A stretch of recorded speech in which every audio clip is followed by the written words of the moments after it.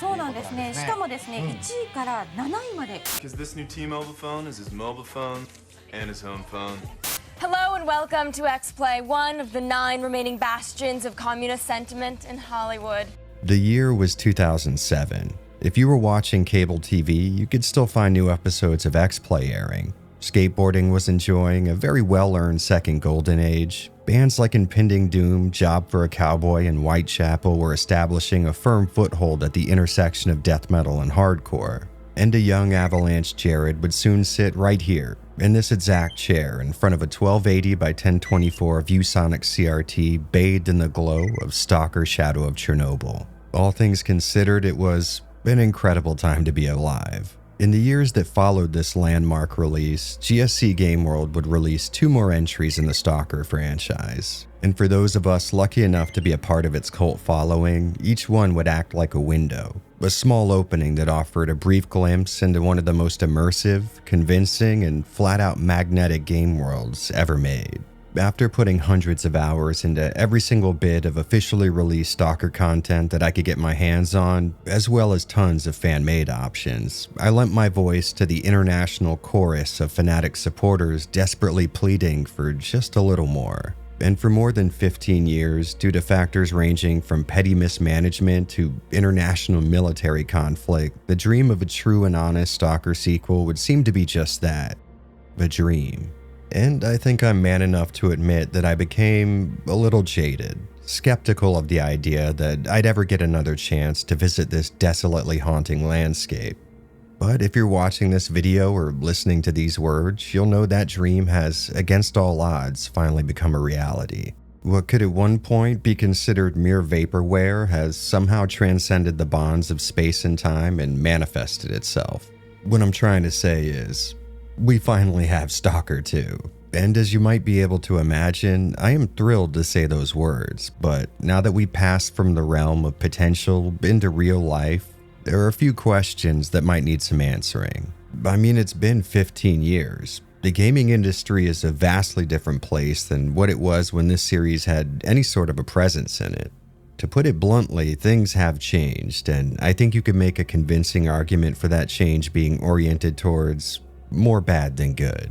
Concepts like uniqueness, novelty, and ambition have been replaced with reliability and predatory profit schemes. Not exactly the most ideal conditions for releasing an entry to a series well known for going against common game development orthodoxy. And that is exactly why we're here today, to determine whether or not this new entry in the Stalker series lives up to the pedigree of its name, and after putting 140 hours into it, I'd say I'm uniquely qualified for that job. So I hope all of you have held on to your Geiger counters and you've got a few stashes waiting for you on the other side, because we are most definitely heading back in. Stalkers, welcome to the zone.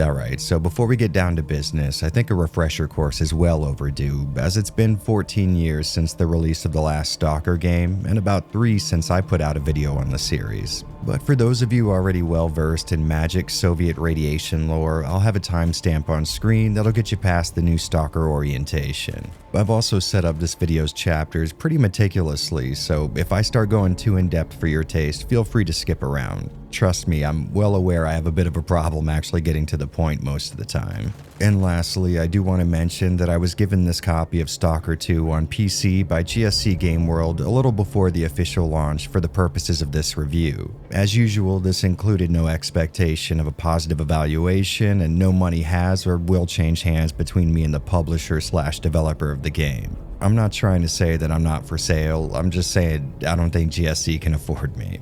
Alright, with that out of the way, let's get into this.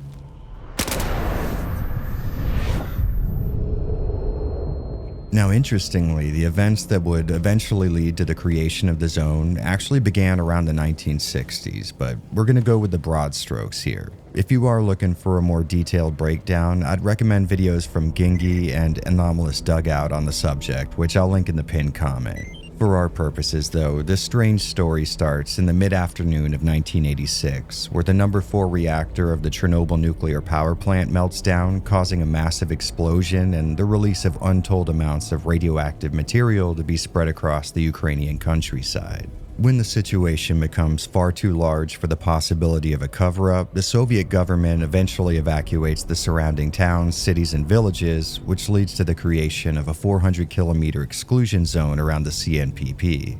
While the events of this day were a tragedy the likes of which, hopefully, mankind will never see again, some saw this as more of an opportunity. A collection of radical scientists, simply known as the Group, used this military-enforced no-go zone as a perfect site for experiments and research that could have never been conducted out in the open under the prying eyes of people with pesky traits like basic human morality. Heading into the 90s, we see the collapse of the Soviet Union, which puts an end to all but one of the group's projects, arguably its most important one.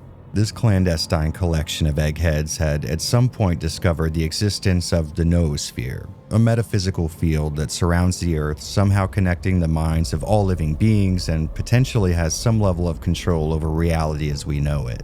The group's research into the noosphere leads them to believe it's possible to tap into it and exert some sort of control over it with the goal of removing a few of humanity's more negative emotions like anger or greed. However, it seems like a single person can't really have a tangible effect on the noosphere, leading to 7 members of the group combining their minds into a common consciousness, or C-consciousness for short. By the early 2000s, the group has officially gone off the reservation, no longer reporting to or obeying the government, which is becoming an increasingly larger problem as people begin spreading rumors of strange laboratories and sightings of unidentifiable creatures in the zone.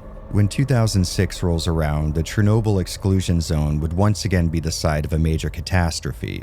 Officially known as the second disaster, this explosion of energy originating from the center of the zone results in its boundaries growing an additional 5 kilometers. Where before the zone was something the Ukrainian government was happy to ignore, it was now an existential threat, and so a campaign was launched to destroy whatever was at the heart of this issue.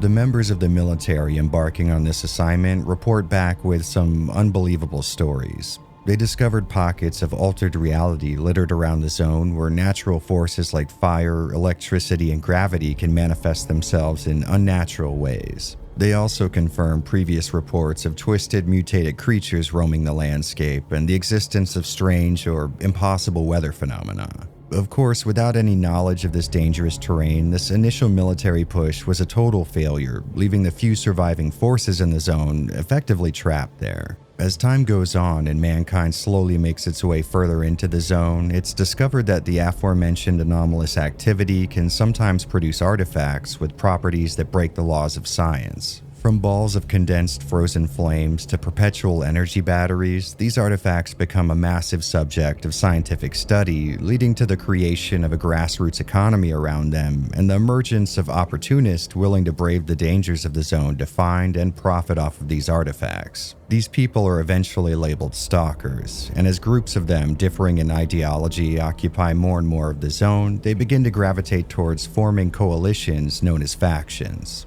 During this time, stalkers would start spreading rumors of a wish-granting object residing inside the Chernobyl nuclear power plant, and there are plenty of other really interesting stories during this period. Faction wars and military operations, but to keep things simple, let's fast forward to 2011, the year a group of stalkers would be able to do what no one else could and successfully pierce the center of the zone, reaching the CNPP. The news that there was a path leading to the coveted center and the potential of coming across either the wish granter or a massive cache of untouched artifacts drives the zone's factions to the power plant where a large-scale firefight breaks out. As this goes down, presumably initiated by C-consciousness, a massive emission blasts through the zone once again. This either kills or incapacitates everybody present at the center, including the stalker that originally opened up the path there, Strelok. In an attempt at keeping stalkers away from their continuing efforts to either fix the noosphere or take control of it, common consciousness brainwashes the stalkers left alive near the power plant, turning them into Slavic Manchurian candidates.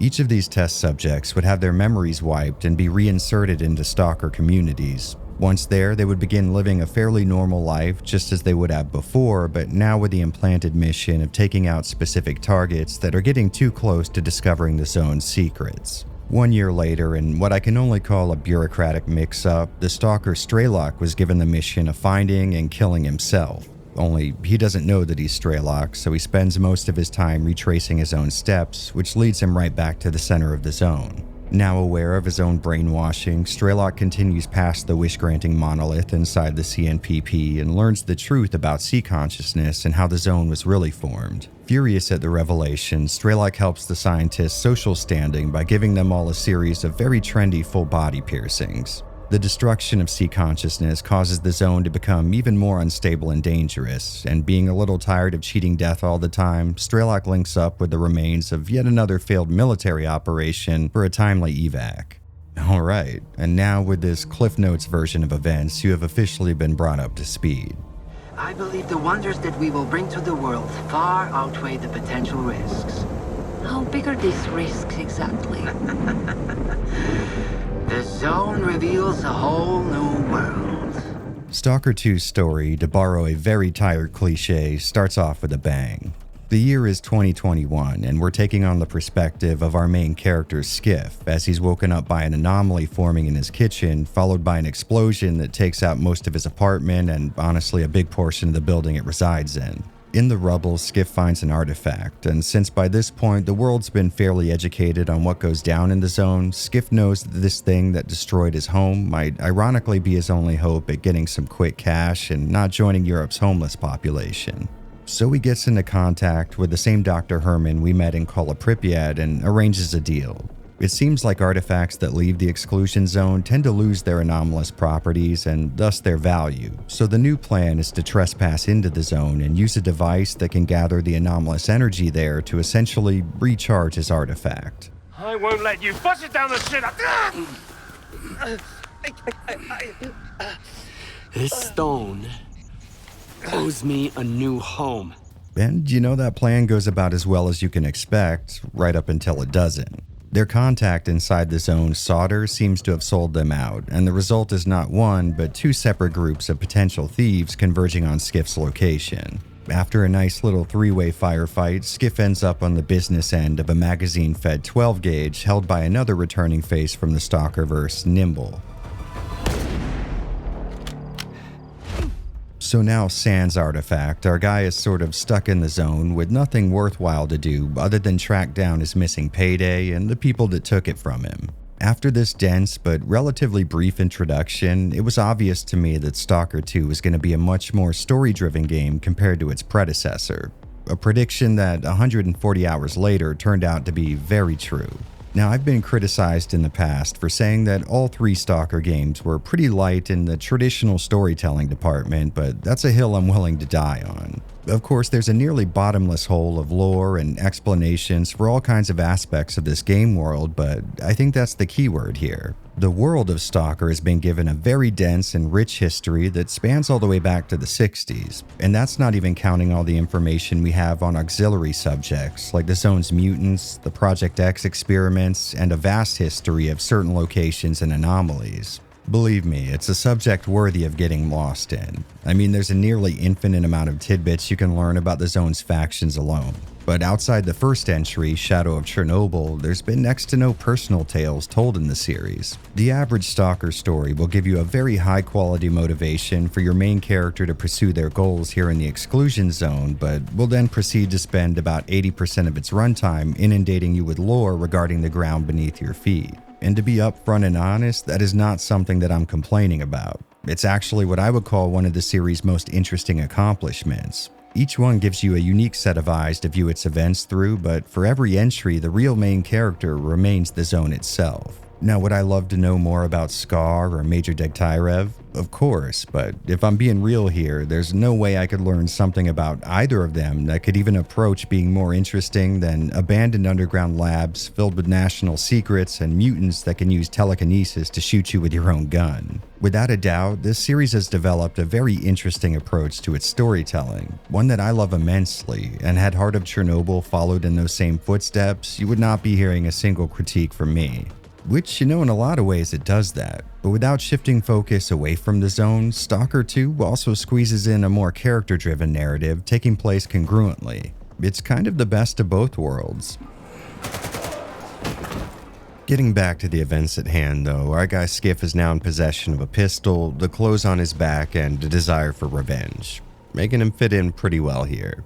And from a storytelling perspective, the long road towards repossessing his stolen artifact cuts a straight line through the zone's most recent state of affairs. Now on the plus side, familiar factions like Duty, Freedom, the Ecologist, Mercs, and the military are all still roaming around in some capacity, but they're now sharing the zone with plenty of new faces. First and most important is the Ward, which is basically the militaristic enforcement arm of Circa, a scientific organization started with the goal of researching the anomalous zone, which came into being after Strelok left and called Pripyat and shared his findings with the outside world. On the opposite end of the spectrum, we've got Spark.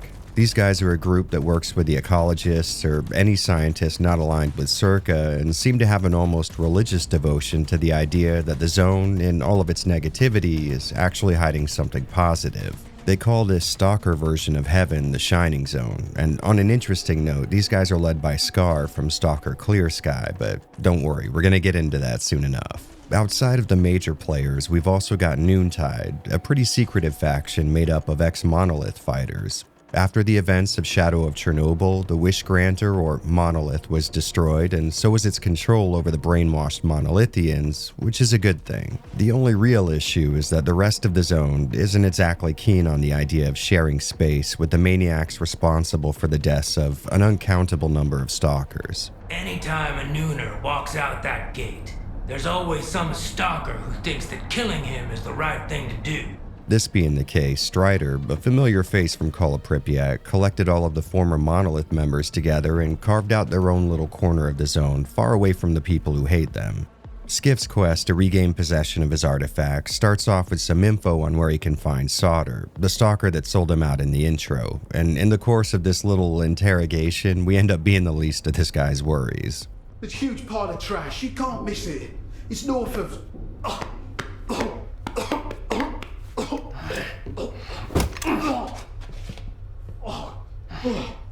Oh, goddamn bread. So after saving him from death, only to threaten him with it later, Solder points us a little further down the line to the garbage. Here we play a familiar game for the series, doing favors for people with info to get far enough into their good graces that they decide to share it with us. This, however, comes with a major downside. It's not exclusively a two-party system, meaning the people that we've been talking to have been doing a little talking of their own. And when Skiff gets back with a small update, he finds out that the Ward has requested one of those sit-downs you can't really say no to. During the conversation, not only do we get to see what happens when people who are actually familiar with firearms make a video game, but Skiff also learns that it's not just him and the thief that's looking to get a hold of this artifact. The Ward's got some designs for it themselves, and if the Ward wants it, that means Circa does, which is when we're introduced to Dalin, the current head of Circa. After introducing himself, he doesn't exactly make it clear why, but it does seem like both the Ward and Circa are willing to work with Skiff in order to obtain this artifact. And while we're here, I probably should mention how conversations in Heart of Chernobyl differ from series doctrine and also kind of how they've stayed the same. I think the first obvious change that a fan of the series is going to notice is how dialogue is no longer handled via text boxes you might be more likely to see in an RPG than an FPS. All three previous Stalker games used this method to deliver a good 90% of their exposition, and they were honestly kind of cool. Like I said, you didn't see a lot of FPS games in the mid-2000s handle conversations this way outside of CRPGs, and it made the franchise feel sort of unique in that sense. In fact, there tends to be at least the passing mention of role-playing when classic Stalker is discussed here online, and I would assume this dialogue system contributes to that trend to some degree. In Heart of Chernobyl, however, you've got a little more of a recognizable system that'll just zoom into the character you're talking to. No cool-looking interfaces made up of rusted metal and radiation symbols, and honestly, I'm not sure how I feel about that.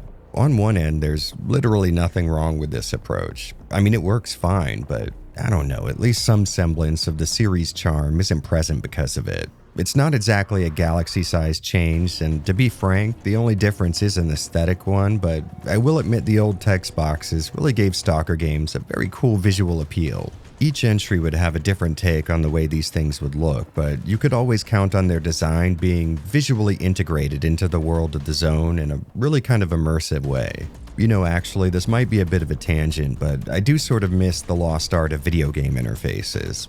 I remember a time when art teams would fill the screen with really intricate and, more importantly, thematically appropriate designs. Inventory screens and heads-up displays used to look like something you might actually find in the game world. Either that or they were so damn artistically pleasing that it didn't really matter if they added to the immersion or not. Hell, old Japanese PC games were like 75% static HUD graphics, and they still look better than a lot of modern games to my eye. I don't really know if I can pinpoint exactly when people started moving away from this approach, but the first time I remember actively taking notice was around the transition to the HD era with the Xbox 360 and PS3. It seems like since then the emphasis has shifted from intricate and flashy to minimalist and transparent, but this is a complaint so far from the point that not even I can justify yapping much longer about it. So what do you say we actually get back to Stalker 2?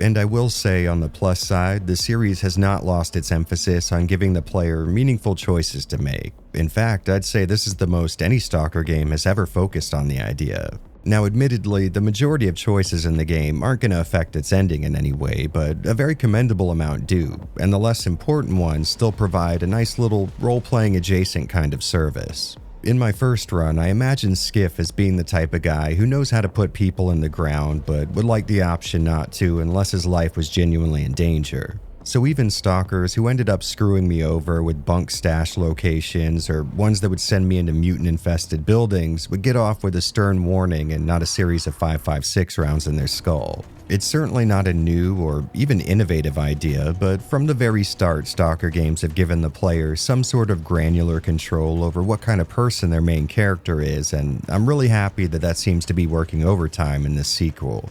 While talking to them, I really didn't like what I'd seen of the wards so far, and I didn't know enough about Circa to throw in with them just yet, so I decided to keep what little info I had close to my pocket, and they didn't like that so much, but I could care less because I was pointed towards the direction of Noontide.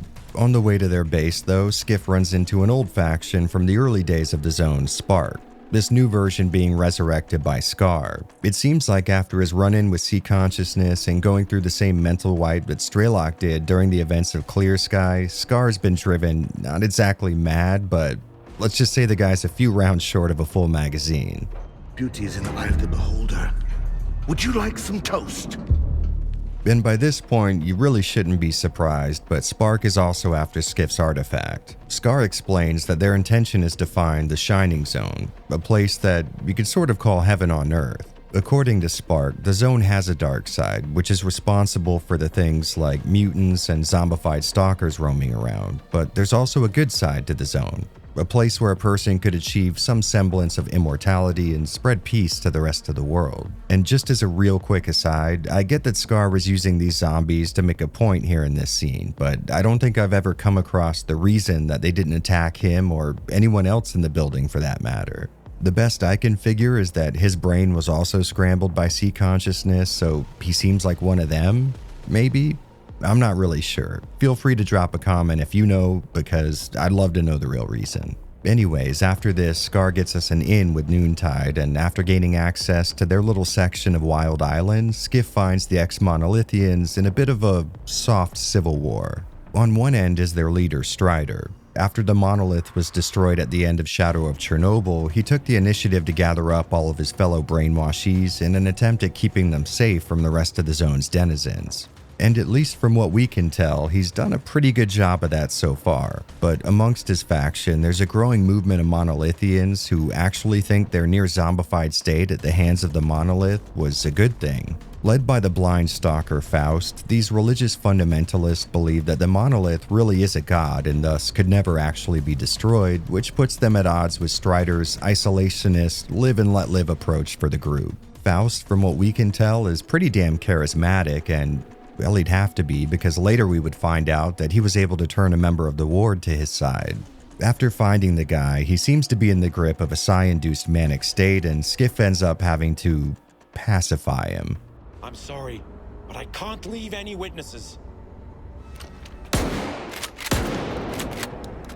On his PDA, though, we get pointed towards the faction Clear Sky, which is great in terms of fans of the series getting such a cool callback to Stalker Clear Sky, but bad in the sense that everyone in that group either died or was converted to monolithians after that game's events. So Skiff heads off to play detective again and eventually finds out that the only person alive who actually knows how to find the Clear Sky base, to the best of anyone's knowledge, is the prolific guide Nimble, another name that fans of the series are going to be very familiar with. Once we actually track him down, there doesn't seem to be much time to question him, as he's currently smack dab in the middle of what could charitably be called a suicide mission. I don't know who you are, Stalker, but you best run.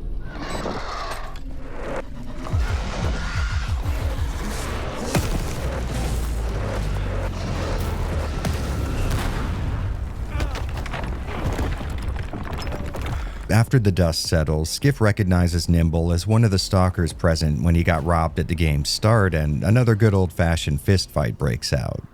Now, like I said before, I don't really see Skiff as the angry hitman type, so I let Nimble off the hook, which ended up being a pretty valuable move, as he lets us know that it was Faust who hired him to steal the artifact, which means whatever that blind zealot is planning over at the Noontide base might actually lead us in the direction of getting it back. And before heading off, Nimble clues Skiff in on how to disable the psi emitters that have continued to keep Clear Sky's base hidden from the rest of the zone. By the way, quick sidebar, I've always pronounced this word as psi because it made sense to me. You know, like psychic. Only, I guess I'm an idiot because I just found out that that's not how you spell psychic. So I want you all to be aware I'm going to continue pronouncing it wrong throughout the video because, I already said it, I'm an idiot. Moving on, Skiff finally makes it to the Clear Sky base, and after outrunning in a mission, comes across Faust, who seems to be in the process of inventorying the state of all of his followers. And in what I can only call an Easter egg to the previous Stalker game's broken stealth system, Skiff fails to sneak up on a blind man. Wait just a second, Skiff. On the plus side, though, he does get his artifact back, which means it's the end of Skiff's involvement in all of the messy, overlapping politics of the zone. Only thing left to do now is complete his original goal, sell the artifact to the highest bidder and get some sort of compensation for the hardship that it's caused him. And since we know Circa is really well funded, looking for the artifact and happens to be nearby, Skiff heads off to what is looking to be the end of the game. Before taking off though, I really wanted to look around the Clear Sky base, and honestly this ended up being a pretty magical moment for me. I've always had a special place in my heart for what people consider to be the worst game in the Stalker series, and getting to look around the desolate corpse of this familiar location, it really hit me in all the right ways. In fact, I was coming across experiences like this at a breakneck pace in this game. I'll get into it more when we talk about its gameplay, but you really can't deny the pure nostalgic value of being able to revisit almost every single location seen across all 3 Stalker games that came before this one. For people like me who put hundreds and hundreds of hours into each of those entries, it's almost a religious experience. Not only seeing those familiar landmarks get a modern 4K visual representation, although that is pretty amazing, but more importantly, you get to see what these places are like all these years after the last time you set foot in them. Chronologically speaking, it's been something like 15 years since the events of the last game in the series, and personally speaking, some of the best aspects about picking up the next Stalker game has always been being able to see how places like Yantar or Agroprom have changed. Like I've said a million times by now, me and a lot of other fans of the series have put some serious time into these games, and in the process, as you might imagine, we formed a pretty close connection to the setting.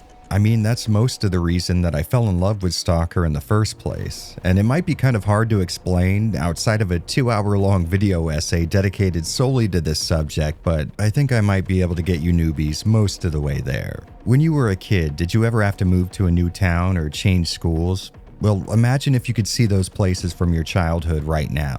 Imagine if you got to experience the dissonant feeling of incredible familiarity combined with seeing how radically different it is today. Well, I got to experience something approximating that situation, honestly so many times I couldn't possibly count them all while playing Stalker 2. Now, I know all this isn't going to have any value to somebody who's watching this video with the intent of finding out whether or not they'll like this game, but I think it might go a long way in demonstrating why I did so much. And besides, this is my video. I'll get to the point when I want to. You shouldn't tell me what to do. Screw you. Speaking of which, getting back to Skiff's potential rag to riches story, our guy heads off in the direction of Circa's home base here in the zone. Before we get there though, Scar gets back in touch, only this time he's teamed up with Strider and somehow they've come across a bombshell piece of info. Apparently Circa's not only found a wish granter, but they've transported it to their base. Now, if you're somehow just tuning into this video, or more likely this series, the wish granter has always been a rumor among experienced stalkers. If you can accomplish the impossible and get to the center of the zone, inside the CNPP you'll find an object that has the ability to essentially give you whatever you want. Interestingly, while the book A Roadside Picnic, the movie Stalker, and the games that stemmed from both don't really share the same plot, they all have a wish granter. During the events of Shadow of Chernobyl, we find out this thing is a monkey's paw, a distraction that would trick anyone crazy enough to progress far enough into the zone that sea consciousness would need to worry about them discovering their little apocalyptic experiments. And the very same wish granter served as the monolith, which brainwashed all the members of Noontide back in Strelok's day. So, like you might be able to imagine, the idea of a vertically integrated, well-funded, and overly ambitious scientific organization getting their hands on this thing is going to be bad news for quite literally everybody in the zone. And sadly, it's also bad news for anyone looking to avoid spoilers, so I'm going to put a timestamp up on screen that you can skip to if you'd like to uncover all of this on your own, so feel free to jump ahead and we'll meet back up again in a bit.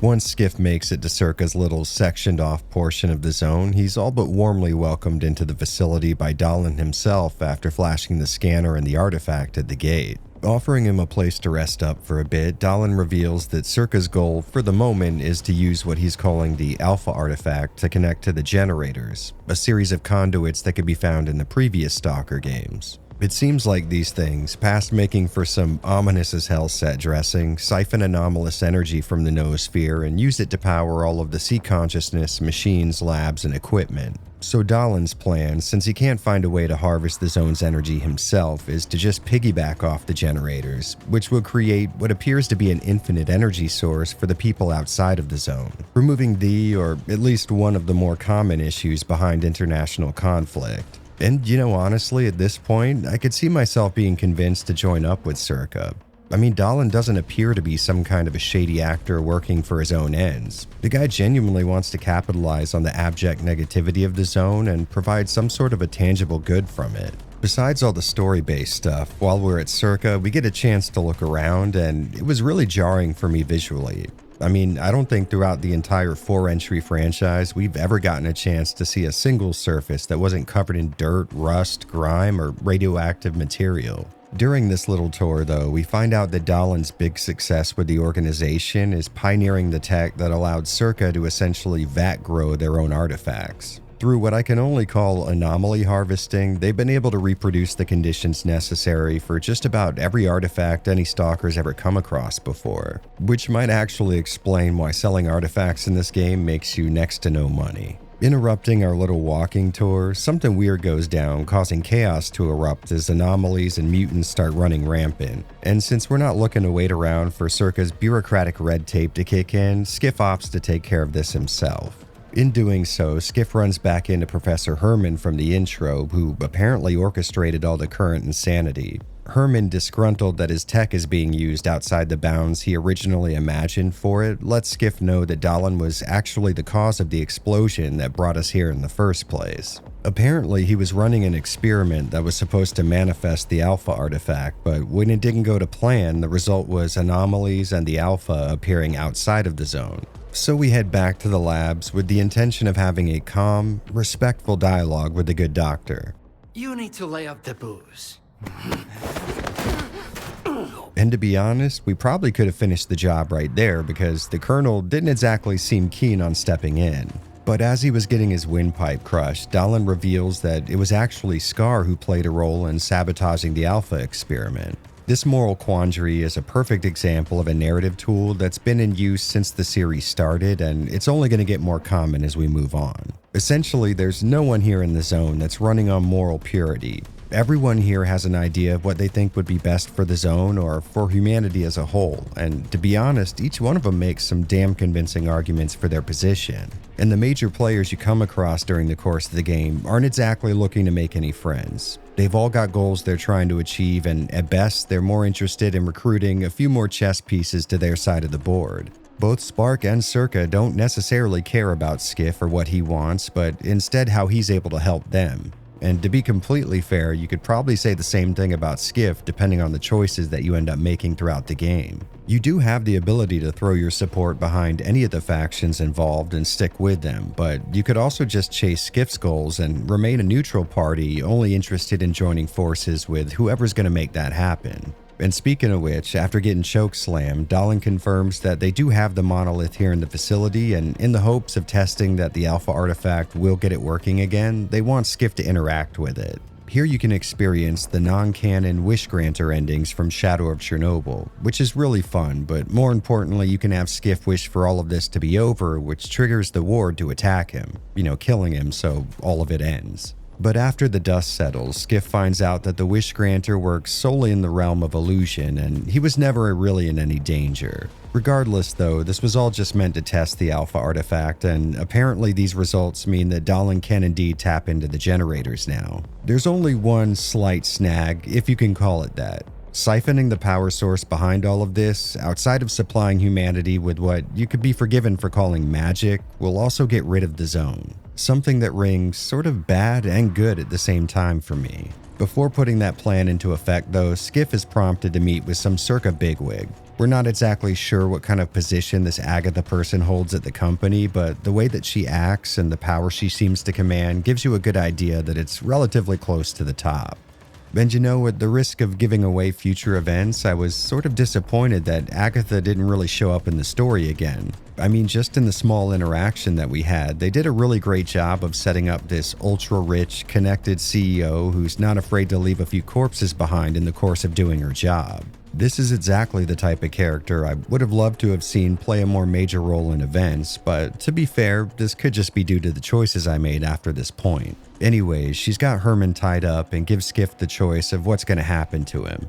Like I've already said twice, I was going for a very specific personality in this run, so I chose to let him go.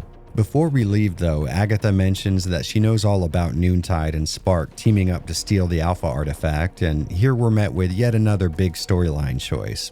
One that's not exactly clear-cut. I mean, on one end, we've got Circa, who are technically responsible for Skiff's burning rubble of a home, and on the other side we've got Spark, who kind of hold a similar amount of that blame. As far as their goals go, Circa wants to get rid of the zone to harvest its power for mankind, but Scar's looking to keep it around so that humanity can access a sort of state of immortality. Both have their own ups and downs, and I don't think you could necessarily call one an obvious win over the other. As far as this playthrough goes, I decided to go with Scar. Not necessarily because I was behind Spark's mission or anything, but because they had Noontide working with them, and I don't know, I kind of grown to like Strider. So Skiff and him storm into the chamber where the experiment's going down and attempt to remove the Alpha artifact. Only they're just a hair too late, and instead of an infinite energy source, the result is some sort of a signal that seems to cause Strider to go insane. And if you're already familiar with this series, you probably know what happened here. The monolith has returned, and with it, the monolith faction.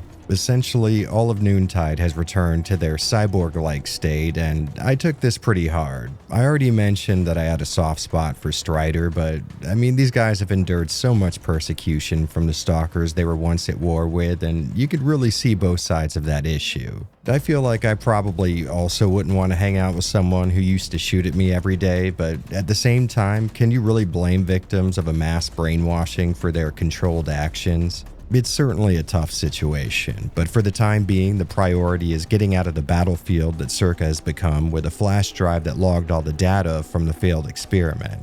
After a relatively brutal confrontation, we head back into the zone and Skiff finds the place in a similar state of chaos. The newly revived monolith are rampaging through outposts and stalker camps alike. It's 2011 all over again.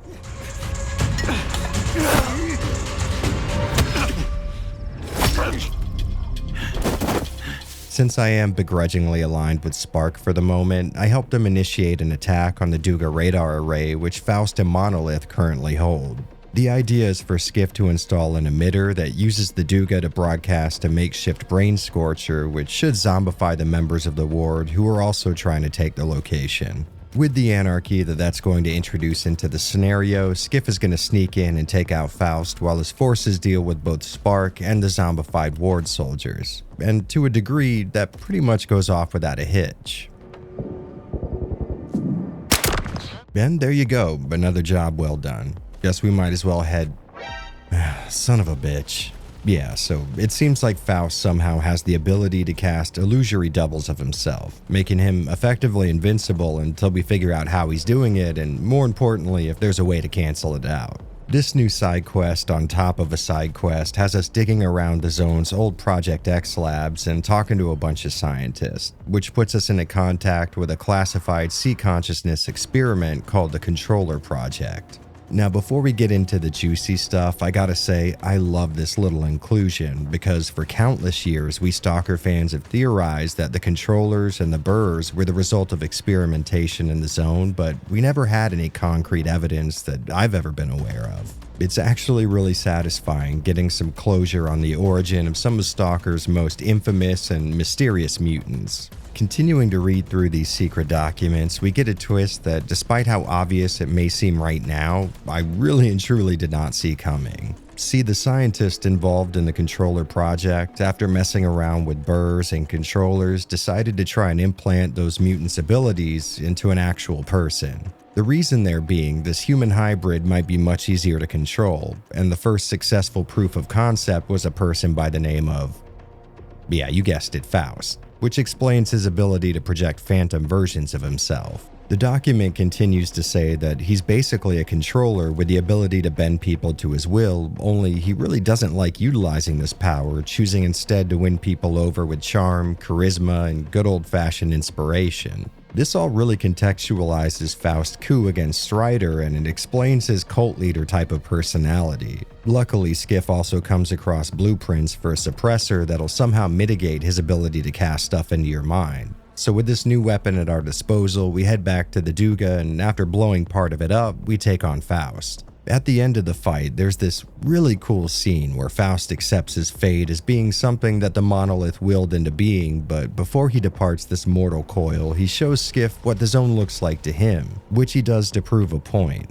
The zone is essentially what you make of it, and Faust doesn't necessarily want Skiff to see things his way, but instead to find his version of it, his version of the real zone. Flash forward a bit, and we use Faust's necklace to plug into the monolith and have a discussion with a representative of sea consciousness, who lets us know that while Strelok may have killed their physical bodies in 2012, they were able to continue living in the noosphere via something called subtle matter. It's sort of like the idea behind Final Fantasy VII's life stream. Though your physical body may die, you continue to live on in the energy that surrounds the planet, a pure consciousness free of physical limitations. Apparently, Circa's experiments have thrown a bit of a monkey wrench into this process, but according to this guy, it's possible to reverse this issue and gift everyone in the zone and eventually all of mankind with eternal life. As you might imagine, this has Scar all giddy at the idea of actually achieving his goal, but in order to continue, we're going to need some help from a seasoned stalker,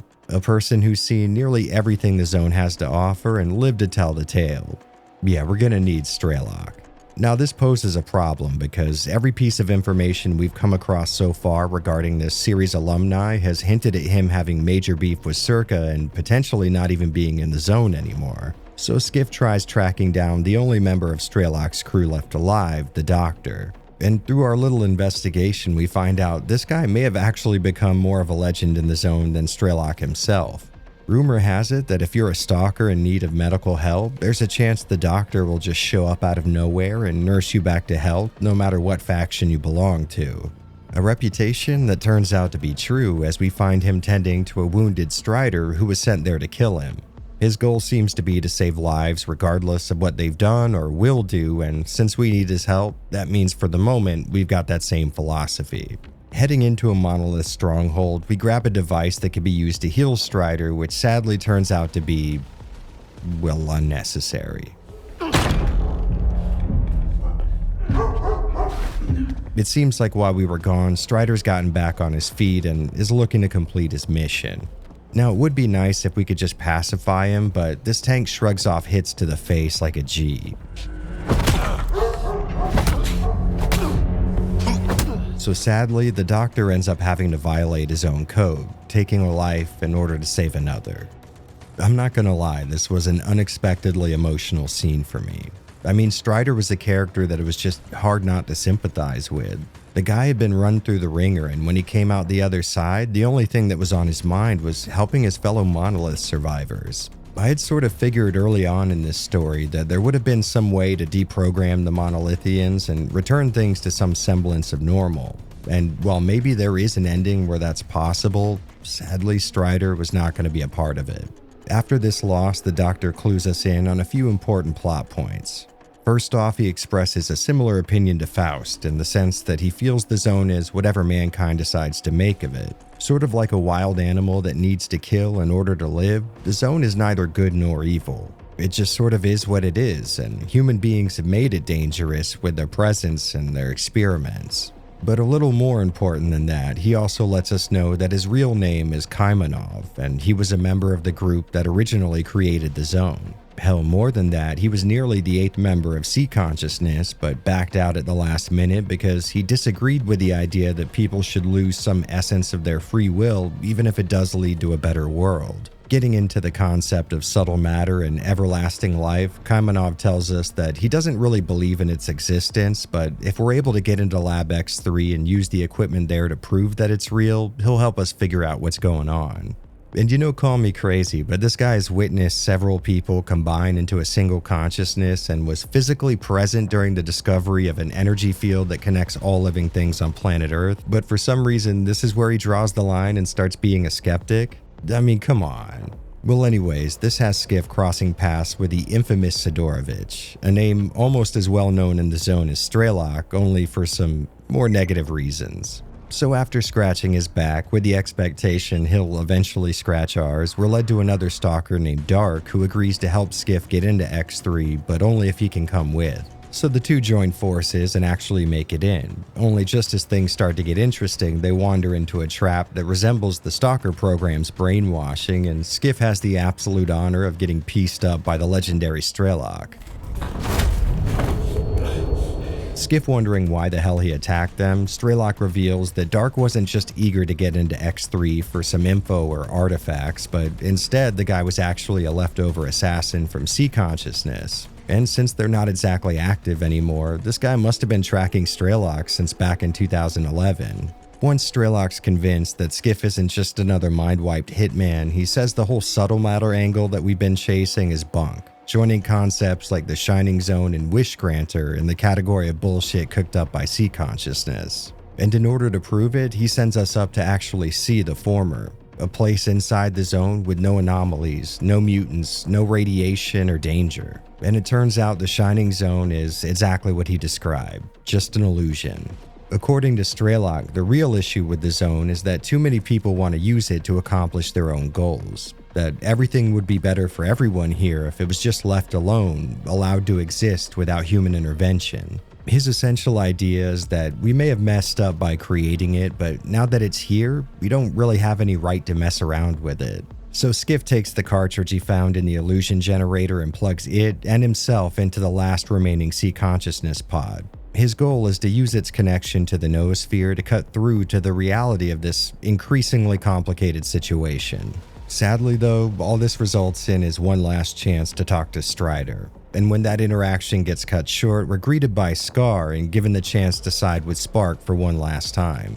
Which once again, I gotta say, this was not a very clear-cut decision. I mean, you gotta keep in mind, we did just have a full-ass conversation with a dead man, so maybe the whole subtle matter thing is real, and if it is, maybe so is the Shining Zone. But on the other end, we have been tricked by sea consciousness illusions in the past. Who's to say this wasn't another one? Just like every other major choice in this game, this one isn't an issue of determining who's telling the objective truth and who isn't, but instead who's making the most sense to you personally in the moment. That being said, I really don't think I could see myself going against Strelok after the embarrassing amount of time I've spent viewing things from his perspective over the years, which means I am now officially an enemy of Spark.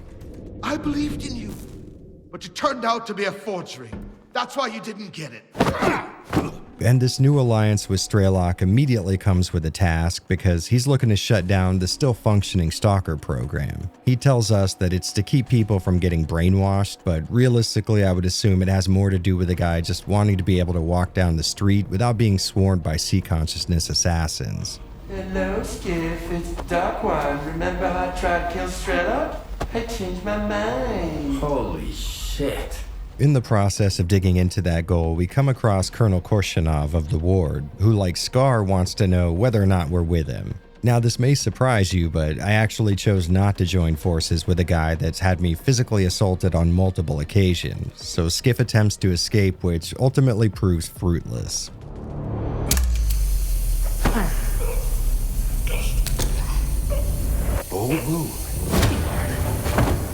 On the plus side though, it seems like Dahlan is sympathetic with Skiff's plight and he's starting to see the error of his ways. During this conversation, we also confirmed that his dad was one of the founding members of the group and more importantly, 1/7 of common consciousness. We discussed the idea of subtle matter with him and it's Skiff's opinion that this entire concept is just an imprint of a person. Kind of like a video of you being saved on the planet's network-attached storage. Dahlan, understandably, isn't willing to accept the idea that his father is truly gone and unreachable, so he says he's going to need some proof of this accusation. But once again on the plus side, he is willing to work with us, so he facilitates our escape for the time being. Getting back on the road to stopping the Stalker program, our mission requires us to head into Pripyat, which means we're going to have to go through Yaniv, where Degtyrev from COP has set up a blockade, keeping stiff control over who can and can't access the dead city. But after handing over a scanner that has the ability to get rid of certain anomalies, we're allowed through. Once we perform what I like to call the old Stalker Shuffle, aka finding top secret documents in underground laboratories, we're led to infiltrating an old installation called the Foundation. Once we make it to the control room there, we get a nice chance to see Dahlan airing his disagreements with the ward's leader, and with the help of Degtyrev, we end up with a nice little fist fight.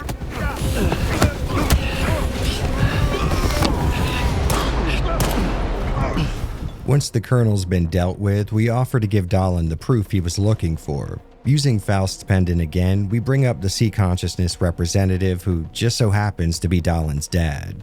Looking for a deep conversation with his deceased father, Dahlan finds exactly what Skiff described, a sort of pre-recorded message that can't really be interacted with. In anger, he destroys the machine and we head off to the generators to meet up with Strelok. And this right here is where things get very interesting for me. Like we've already talked about, Strelok takes an isolationist approach to the zone. Thanks to his deep involvement with this place and his knowledge of all of its secrets, he's come to form a very unique bond with it. His position is essentially that the zone saved his life and gave him purpose, and thus he's willing to give that life in order to protect it from being exploited in any way. Which, to be honest, is a position I think I can get behind. I mean, it has been human interaction that has caused all the negative stuff concerning the zone so far. Dude's making a lot of sense. Or at least he was.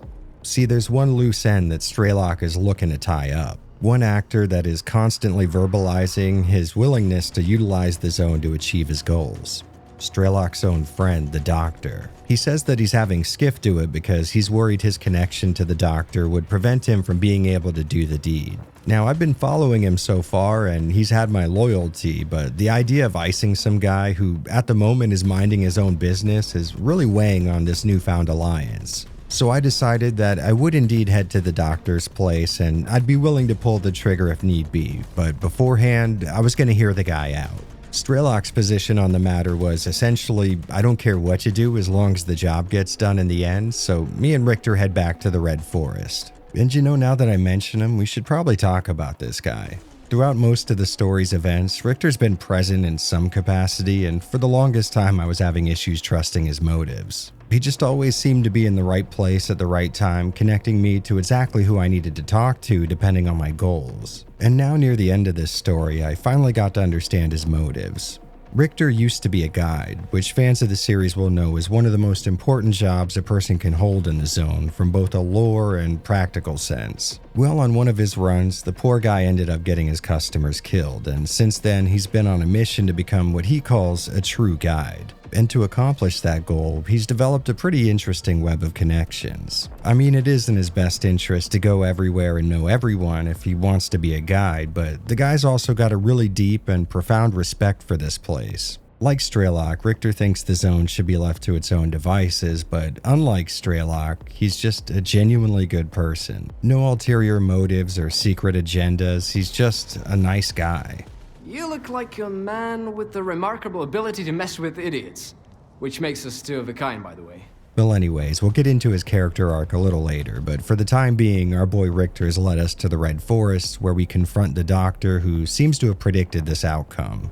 He understands that he has designs for this place, and that comes into conflict with the man he still considers to be like his own son. So instead of resisting or fighting back, he's sort of just resigned to his own fate, and when a blowout approaches, he chooses to stay outside. It seems like the doc wants to go out on his own terms, as it were. But before heading off into the shockwave of radioactive and psi-based energy, he tells us to check out a secret area in his basement. Heading down there, we find a cartridge that, when slotted into the group's tech, shows us his true backstory. Through this first-hand account, we get to see that the doctor was actually present on the day that sea consciousness was formed and tried to enter the noosphere. We also get to see the good doctor obviously having serious moral misgivings with the idea of people being stripped of their free will, grabbing his pistol, heading into the room where the experiment's taking place, and doing a little unplanned radical maintenance on it. And if the implication isn't clear enough yet, this guy is literally responsible for creating the zone. Not just via his secondhand involvement with the group like we were led to believe before, but it was genuinely his actions that caused its existence, which really contextualizes his need to prevent it from causing more harm. I mean, just imagine the kind of guilt this guy's been carrying around all these years. After this, we're shown a ton of scenes from Shadow of Chernobyl, which is really awesome for two reasons. First off, it's great fan service, but much more important than that, it made me realize just how much of the game's events either happened in front of or in close proximity to the Doctor. And you know, looking back, he really did play a major role in that story, making his inclusion and subsequent death here in Part 2 all the more impactful to me.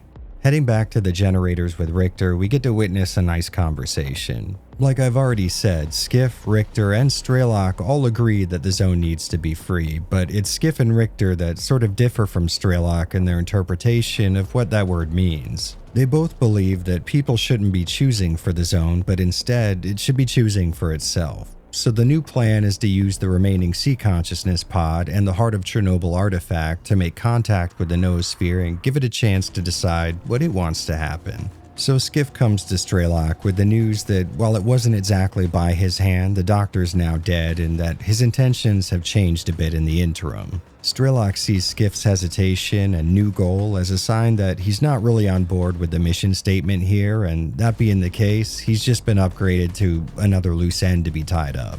At this point in the story, Skiff is basically locked into a path that's going to lead to him confronting and killing both Scar and Strelok, effectively cutting the Stalker main protagonist list in half. And believe me, this was not the ending I was looking to get when I started. Like you might be able to imagine, it's not exactly easy having to cut down two people whose perspectives I shared for hundreds of hours collectively.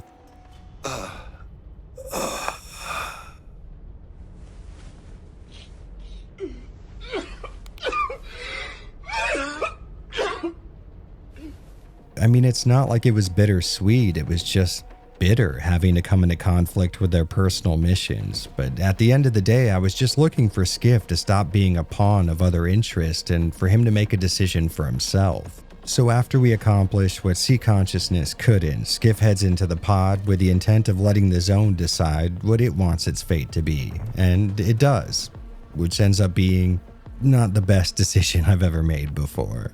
It seems like when we let the zone decide for itself, it decided that the entire world was now going to be the exclusion zone. Now, taking into account the idea that most of the mutants in the zone right now are believed to have been the product of the Project X experiments and thus might not be a threat to anyone outside of Ukraine, you still have the issue of anomalies popping up in densely populated cities. I mean, imagine it. Planes falling out of the sky because there are now pockets of the atmosphere where gravity doesn't work right, or whole buildings going up in flames because fire can just spawn indefinitely under their foundations. No matter how you cut it, this is a bad ending, but it's not a bad ending, if you get my drift. I'd say mostly that's because of this very last scene here where we get to see the doctor who seems to have survived the emission, only it's not the doctor, it's Faust. And I'm not exaggerating when I say this one little scene cast a shadow of doubt over everything I'd experienced so far. Like, how long has Faust been imitating this guy? Did our seemingly original idea of letting the zone decide for itself come straight from his ideology? And can we even believe what we saw with the doctor causing the appearance of the zone in the first place? Based on everything we've read about him, Faust's entire MO is getting people to believe that his ideas are theirs, and I mean, it sucks to say, but in the end, through trying to get Skiff to make his own decisions, both he and, more importantly, I were manipulated by a genetically enhanced con artist. I cannot be more serious when I say that I absolutely loved this ending. I mean, it wasn't exactly what I would call narratively satisfying in the sense that I accidentally ended the world, but the fact that the game was able to manipulate me so well that I truly bought into someone else's ideology without even knowing it, that's just amazing. As far as I knew, I was making my own decisions and trying really hard to keep Skiff from getting used by one of the story's major players, but in the end, I was leading him by the nose right into that destiny. Let's put it this way. Every time I see a news story of a person getting brainwashed by some cult, I like to think that's insane. I mean, I would never fall victim to that kind of stuff. But now, well, I still don't think I would, but maybe there might be a tiny little bit of doubt in that thought. But before we get all analytical, let's let the rest of the crew back in. Why did you have to go down there, Commander? I don't want to be left alone here.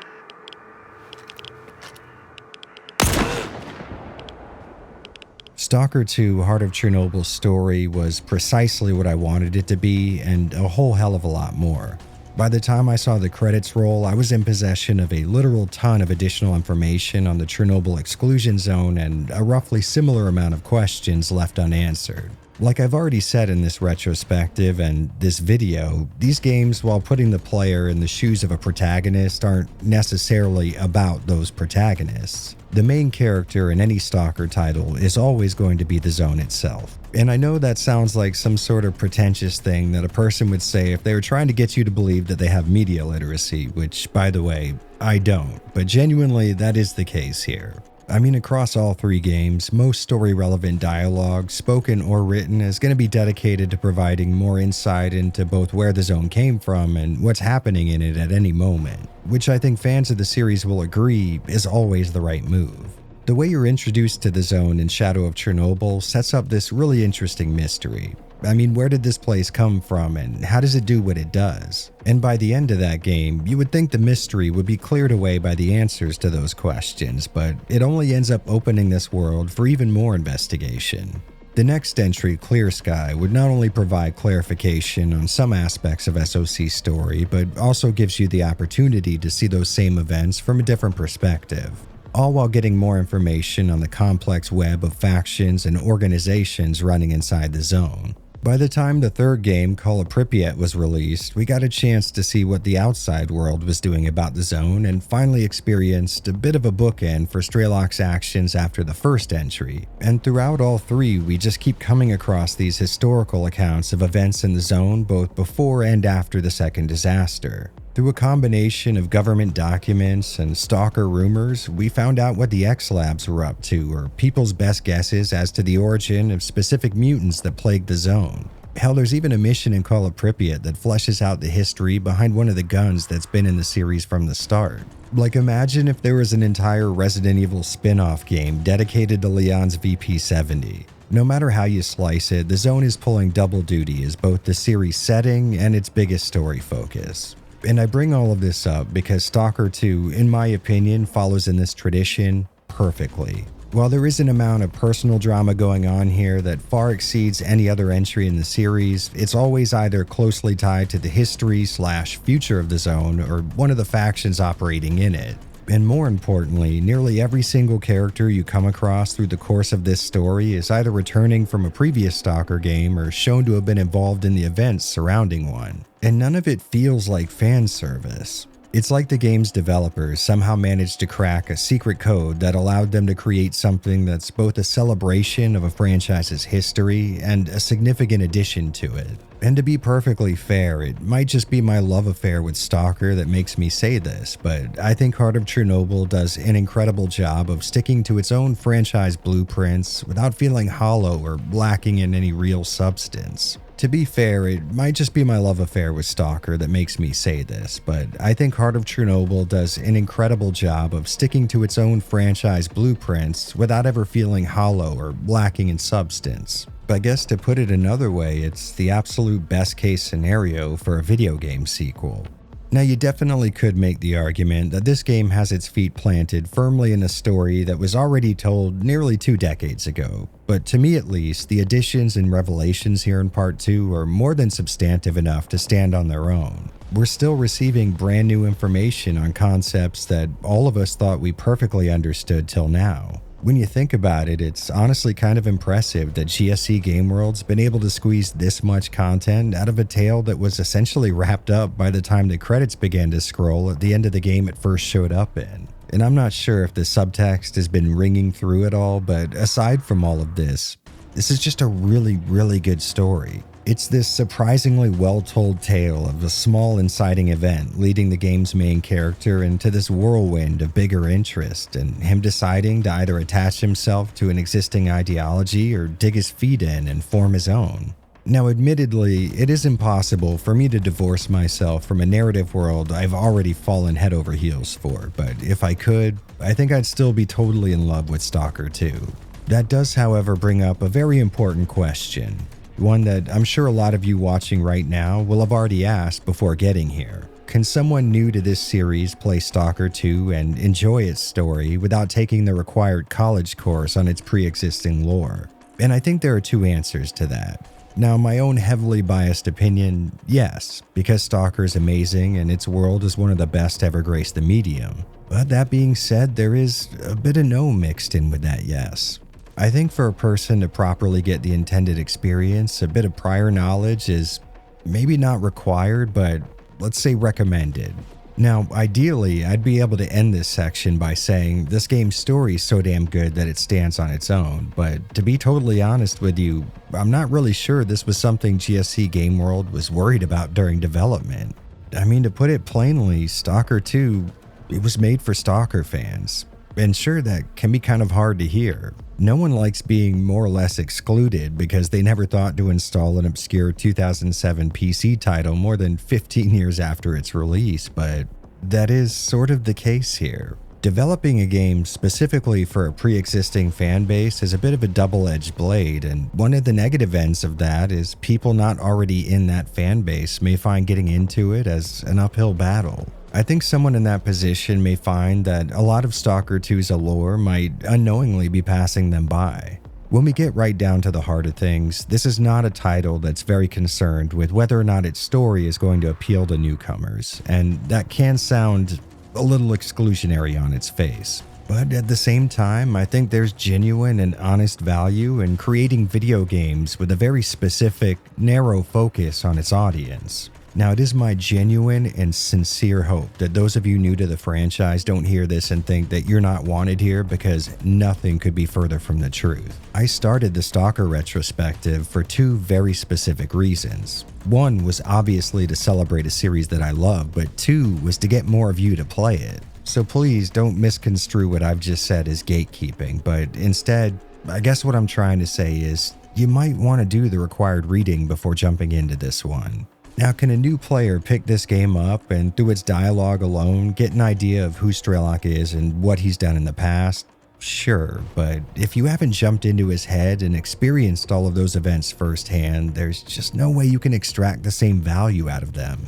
Alright, look, this is getting complex and I don't like complex, so to put a bow on all of this, I just want to say that Stalker 2 Heart of Chernobyl's story was incredible. It delivered absolutely everything I could have possibly hoped for, which is a feat that's amazingly impressive given the pre-existing narrative weight it was developed under. It's safe to say we Stalker fans, we've grown accustomed to a very specific style in terms of storytelling in this series, and given the amount of time that's passed between the most recent and current entries, that's not something that's easy to replicate. On top of that, I realized that a sort of built-in requirement for a new player's maximum enjoyment may be a little intimidating, but if this game is right for you, I think going back and playing the previous ones, it'll do more good for you than you can possibly know. All this rambling I've been doing isn't meant to say that it's impossible for a newcomer to play this game and really get a kick out of it. I mean, that's obviously not the case, but my point has been that you'd only be getting a small portion of what you could be getting. So if you're already a fan of this franchise, statistically speaking, you're on your third playthrough, so I don't know why I'm mentioning you. You already know Stalker 2's good. But if you are new here, first off, welcome Stalker. And second, please believe me, you're going to want to play at least the first game before diving into this one. The vast amount of enjoyment you might potentially get from making this your first entry into the Dynasty, I can assure you, it does not even hold a candle to what it could be. And without a doubt, this is a game and a story worthy of putting in that kind of work.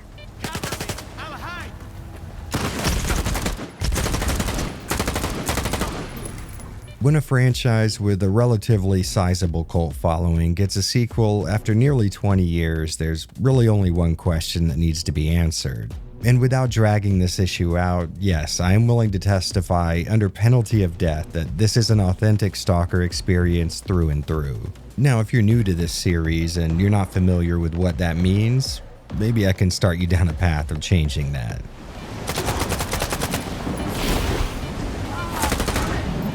Stalker games, really from their start, took an incredibly different approach to first-person shooting.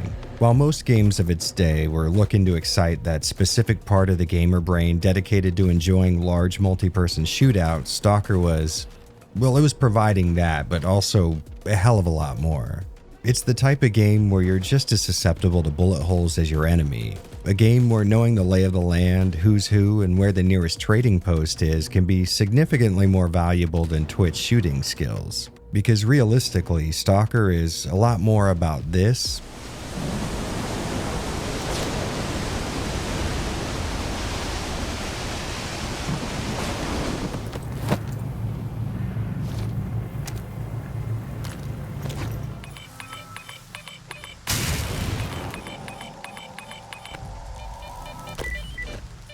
than it is this.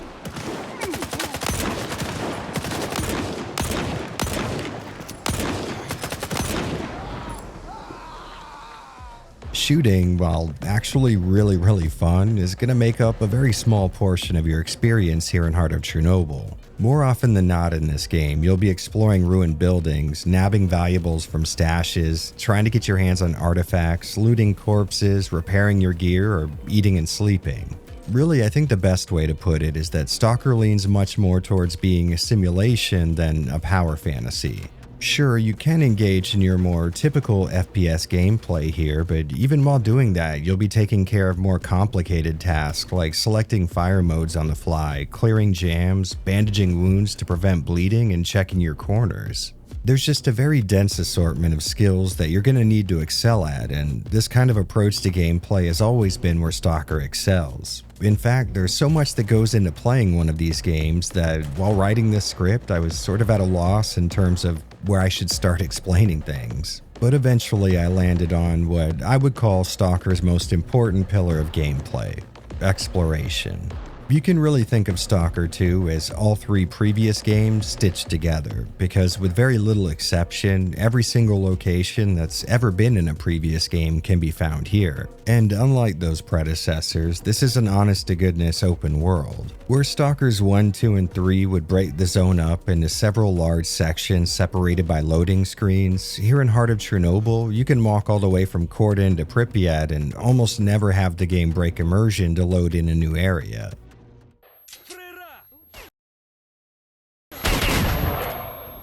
Now, to be totally honest, seeing loading screens in the previous Stalker titles was never something that bothered me personally, but I can't really say that Stalker 2's version of the zone doesn't feel just a little more alive and fully realized without them. And I also have to throw in an extra kudos to the developers for including locations that never actually made it into a Stalker game but could be found unfinished in each entry's game files. It's kind of like these guys never really needed to ask the fan base what they wanted to see in a sequel. They just looked at all the mods and said, well, I guess we'll put most of this stuff in. But getting back to the subject at hand, with such a massive game world filled to the absolute brim with places to explore, it's really nice that Stalker 2 is so good about rewarding that exploration. Outside of encountering cool little set pieces and scripted interactions, there's almost always some sort of tangible thing to gain from checking a place out. And sure, a lot of the times it's going to be something less substantial, like a bit of ammo or some med kits, but also sometimes it's a badass gun or armor set that's about to break the next few hours of gameplay for you. It's really awesome to see that while the game often requires the player to explore in order to move forward, the vast majority of the zone is left optional. I mean, the story might lead you through most of the major camps or trading posts, but realistically, that's probably only going to account for less than half of the map. It's really up to you to check out all the stuff in between, and this is something the series has always excelled at. The sheer alien nature of the zone almost demands that you explore its many abandoned villages or anomaly fields, and with previous entries, the reward for doing so was mostly just the act of having done it. But here in Part 2, they really nailed inspiring the player to go out into the zone for a more tangible reason. I mean, even if you're not completely infatuated with this game's setting, which we're going to pretend is even possible for the purposes of this sentence, you can guarantee that you'll come across something that'll make it worth your while. For me personally, a nice trinket isn't even really necessary half of the time. I mean, just let me find a single exoskeleton in one area and I'll check out every nook and cranny the game has to offer. But I do have to admit, it's nice knowing I might at least replenish my supplies I spend actually getting to a place, which I would say masterfully transitions into the next pillar of Stalker gameplay, the economy. If anything breaks, it's because you need to take care of your gear. This stuff's not made of steel. Well, except for the things that are. Anyway, show me what you've got. Most everything you do in these games is either going to cost you money or resources, and since resources basically equal out to money, they're essentially the same thing, which means everything else you do should probably be done with the goal of making money. At Stalker Outpost, you can always find a few quest givers who'll be willing to pay you some amount for menial tasks like investigating missing person reports or clearing out mutant dens. And of course, you can also participate in the zone's main export. No, not dead Ukrainians, artifacts. However, I would say the most common source of income across all four games is going to come from the bodies of all the people dumb enough to get in your way.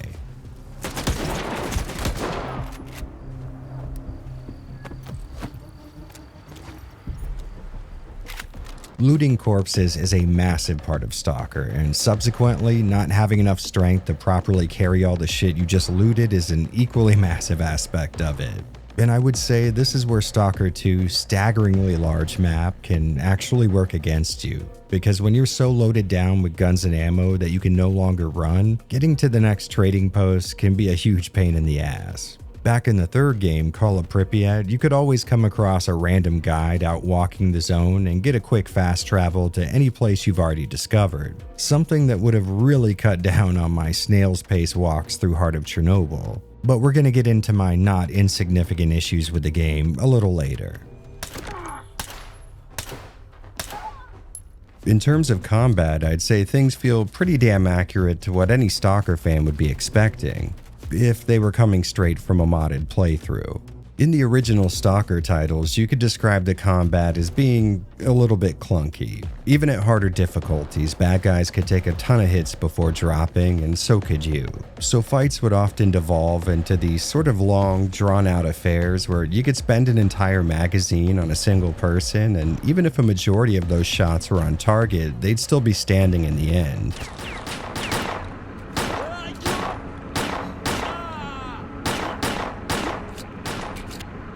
As the fan base started to get together and mod those original games, though, a majority of the resulting projects would start to gravitate towards a very different style of play. One where you're effectively a glass cannon, able to deal out a ton of damage in a short time, but just as vulnerable as the people you're shooting at. And I'm really happy to say that it's this style that GSC saw fit to throw into Stalker 2.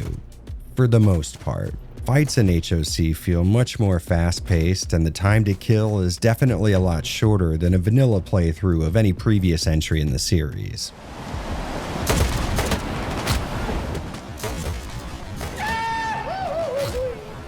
And a lot of that has to do with damage numbers, but a good deal of what makes the combat feel a little better here is due to your weapons being far more accurate than they've ever been, which is a very welcome change to say the least. In the past, most people's complaints of classic Stalker was that no firearm could be relied on to hit a target at a rate that felt any better than random. So I really can't express to you how great it is to see even early game clunkers in Heart of Chernobyl reliably putting lead down range. And speaking of which, it's honestly amazing seeing so many Stalker mainstays back in the roster. From the trusty double-barrel sawed-off to the Viper 5 and AKM, if it's been in a Stalker game, you'll probably find it here.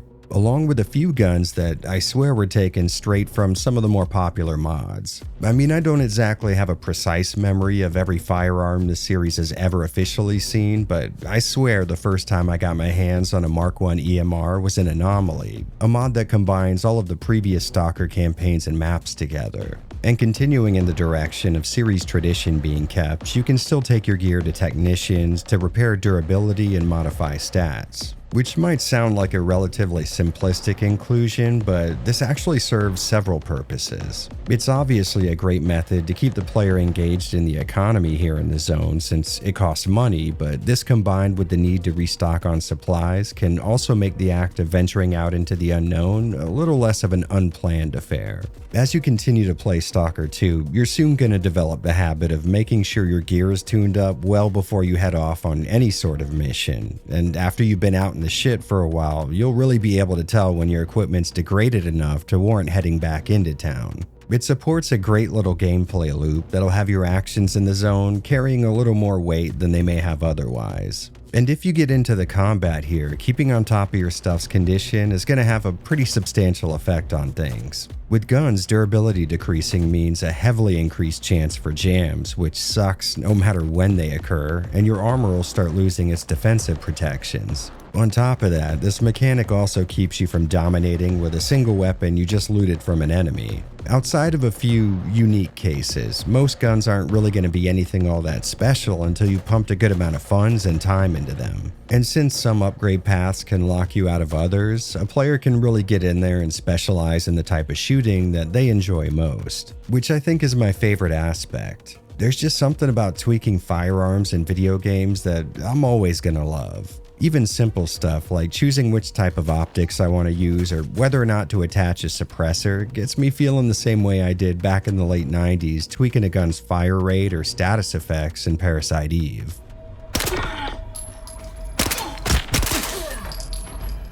Okay, so I'm gonna level with you guys. In the process of working on this script, I hit a wall right here in the gameplay section. The issue is that there's just so much to talk about with Stalker games in general that I truly didn't know where to start. And no matter what I did talk about, I had a comment I wanted to make about how it was different or how similar it was to previous Stalker titles. So I think I'm just gonna repeat what I said at the start of this section. This is, without a doubt, a true blue, dyed-in-the-wool Stalker game. Exploring the zone, taking on side quests for money, hunting for artifacts, engaging in combat with people and things that at some point may have been people, eating, sleeping, drinking caffeine, taking care of your gear, hauling inhuman loads of Soviet guns and body armor to a trader for cash. Every single bit of gameplay that you've grown to expect from one of these games, with very little exception, can be found here in one way or another. And since relitigating the staggering amount of stuff that makes Stalker what it is would add a not insignificant amount of runtime to what's already a very long video, I think a more effective use of our time here would be to talk about what's changed and what I think GSC may have messed up on.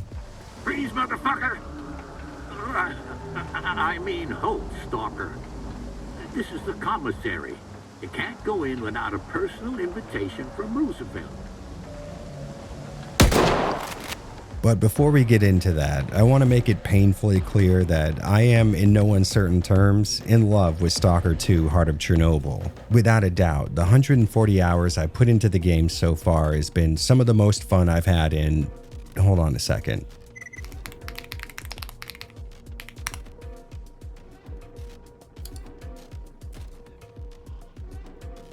Round about 15 years. I mean, truly, the only reason I'm not currently closer to 250 hours is because I knew at some point I actually needed to make a video on this thing. So hopefully you don't take everything I'm about to blast this game with as dissatisfaction, because I genuinely couldn't think of a more perfect release given the circumstances surrounding this project and the series it belongs to. Okay, so with that being said, let's get into every single minute thing it did to piss me off.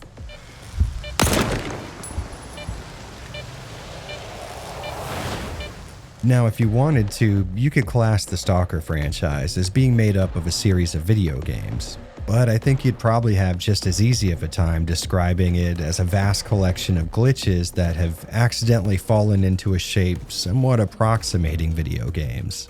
And when discussing this subject, there are basically two ways you could look at it. The first is the fan outlook, which is, like, what did you expect? I mean, glitches are just as much a part of the experience as installing the game is, which I can't really say is a totally invalid position. From the day Shadow of Chernobyl first hit our hard drives, glitches have almost embedded themselves into the very DNA of the property. But the other perspective is a little less forgiving, and that is that this series being well known for its technical issues doesn't mean it's okay to spend upwards of $60 US on a game that can be counted on to work properly 50% of 40% of the time. During this playthrough of Stalker 2, I ran into an absolute rogues gallery of issues, starting at the low end with stuff like NPCs spawning inside of each other, stalkers possessing the power of levitation, vibrating textures, and one stalker that asserted his dominance by casually pissing his pants as he examined his fingernails in Zalissa. Which, to be fair, is perfectly fine in my eyes. When playing what is effectively AAA budget slob jank, you would expect some bumps in the road, but past the minor annoyances, I also dealt with some genuine problems here. For example, sometimes I'd be walking and notice my carry weight had gone up so high that I'd become over-encumbered, which would be strange because I wasn't just a few seconds ago and I hadn't picked anything up. So I'd take a look at my inventory and see that I had somehow come into possession of 3 or 4 new sniper rifles. About half of the times I experienced this random glitch, the weapon would just spawn itself into my current weapon slot. Then I'd get into a fight only to aim a firearm I hadn't equipped and had 0 ammo for. For a while, I kind of thought I was losing my mind, but after a good bit, I was able to finally capture some footage of it happening. As you can see here in this clip, I have absolutely no sniper rifles in my inventory. Now watch what happens when I get close to this ridge.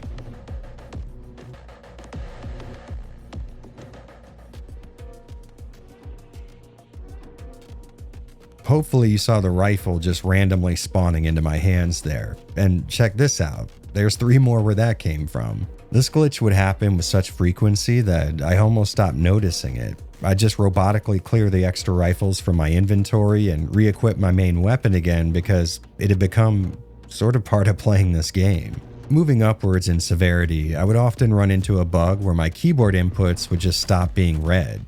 ASWD would continue to work, so I could still move around, but stuff like shift and spacebar were affected, and more worryingly, my inventory and healing hotkeys. And because why wouldn't it, for some reason this seemed to happen most when I was either in sore need of healing or bleeding heavily. Across all the major patches this game's received at the time of writing, this remained a problem, as did the random crashes to desktop. Yeah, that old Stalker mainstay is back and better than ever. I experienced about 6 of these before the massive 100 gig update and maybe 1 or 2 after it. Now luckily you can enable an intermittent autosave, so you're rarely going to lose a significant portion of progress when this happens, but sometimes the crash would be so insane that Windows Explorer would be stuck in a loop of crashing and restarting, forcing me to power cycle my machine. And last up on this list of glitches that bugged the shit out of me, without spoiling any story events, there's a section of the last half of the game where you get the opportunity to save the very first Stalker stronghold that you came across in the beginning. But I found that when I got to the town to repel the attackers, no one was there. I could hear far off evidence of a gunfight, but it was a ghost town. I kept looking around thinking there had to be something I could do, and then I came across a large house at the center of town where the loners and their attacking force were just kind of sitting there. After a quick Google search, I found out this is apparently a common issue and something that can't be undone. After a certain point, the game just counts Alyssa as completely destroyed, even though I could still go to the same house and find everyone just shooting the shit together. Now to be fair, it's not like this has a massive effect on the story or anything, but having the game lock you out of some very cool potential decisions because it's not working properly, it's certainly not ideal. To put a bow on this whole thing, the glitches in Stalker 2 didn't exactly ruin my experience, although they did come close a few times, which made things a lot more frustrating than they had to be. Now, it's well known that I'm the biggest apologist for this franchise you're likely to find, but even I can't say that it's no big deal to release a game in this kind of a state for full price. Luckily, and unlike previous Stalker releases, I didn't find any bugs here that got in the way of completing any of the storyline-centric quests, but saying that's a positive is sort of like falling into the world's biggest pile of shit and getting back up grateful for the parts of you that aren't covered in it. We all collectively, and I would say rightfully, tore games like Cyberpunk 2077 or Starfield new assholes for their buggy launch states, and I don't necessarily think Stalker 2 deserves any less of a dragging. Now, is this an incredibly fun game regardless? Yes, without a doubt, but should you have to deal with major and persistent bugs after paying $60 for a modern video game? Absolutely not.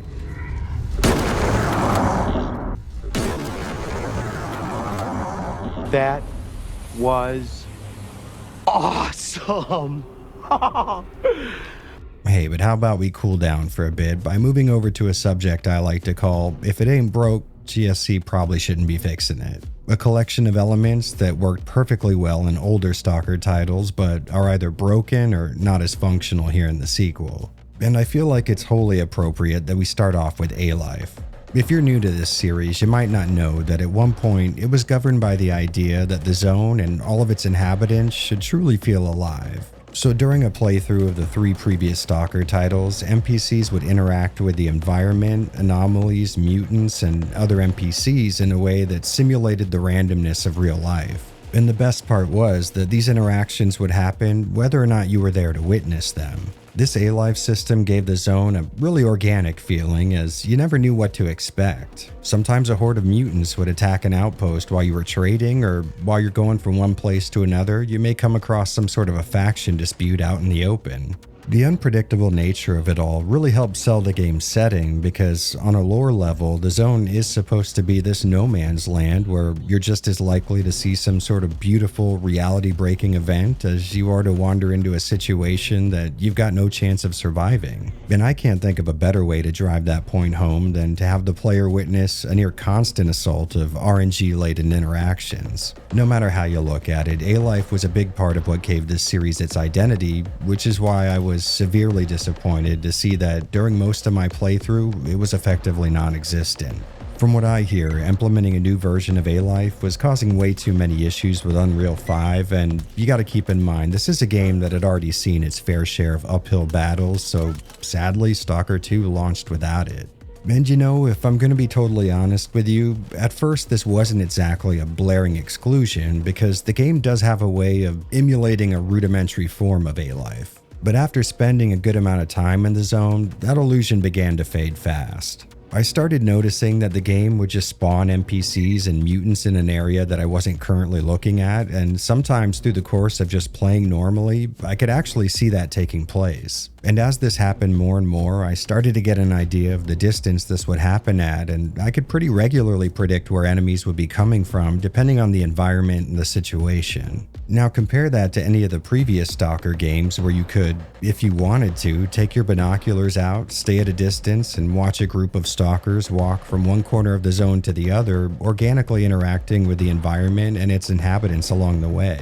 I get that that might sound very similar on the surface, but the real difference is that with A-Life, all of this stuff was running in the background and would play out regardless of your presence. So you always had the feeling that you were kind of just stumbling onto a situation where in Stalker 2 it feels more like there's a person in your game using the debug menu to drop assets in a set perimeter around you. So like I mentioned before, instead of tracking a group of stalkers from across the zone so I could make my moves accordingly, in Stalker 2 I would run across a group of like 6 or 7 bandits that seemed to just poof into reality, always behind me, and they'd be firing at me from the inside of an abandoned house I cleared not even 20 seconds ago. Now to give the devil his due, with recent updates, A-Life does seem to have in some degree been added back in, but by the time this was the case, I was so far into the endgame that I had no way of actually testing it. And like I've already said, there did come a point where I couldn't really justify continuing to play the game versus actually making a video on it. And keeping up with the stuff that used to work perfectly fine but doesn't anymore, I really do not like this new on-screen waypoint system. In previous games, you had this really useful circular compass in the corner with a topographical map inside. Now, I don't know about you guys, but I personally found this to be a perfect method for keeping an eye on your destination, your surroundings, and once someone started shooting at you, you could tell at a glance where they were for a bit. With the new system, you're given way less visual information, and you physically need to look around to track things that aren't right in front of you. And the worst part is, it's not like it's less obtrusive or anything. It's about the same amount of screen coverage, just spread out thinner and in the middle of your monitor now. I guess at worst you could say it's a lateral move, but it comes at the cost of usability. During the early game, I was getting absolutely pincushioned by bandits or mercs who would spawn behind me, and since their aim isn't limited by the need to actually see me, I'm left at this massive disadvantage as I spend precious seconds rotating my head in all directions to get a read on where they are. You know, as I'm talking about this, I'm realizing that it may be a personal taste issue, but I just don't think this modern radio waypoint system is a good replacement for the kind of functionality that the old compass used to have. And hey, do you remember being able to put your reticle on a stalker and get a little readout of what faction they belong to? Well, for some reason I truly cannot fathom GSC saw fit to get rid of that, which is very ironic because with the amount of visual fidelity in the environment and the sheer variety in character models, that system is more necessary than it ever was before. As I played Stalker 2, I was damn near constantly running across other stalkers out in the zone, and outside of the more visibly identifiable factions like Duty or Spark, I never knew if the group that I was coming up on would just walk on by or start carving out my chest cavity.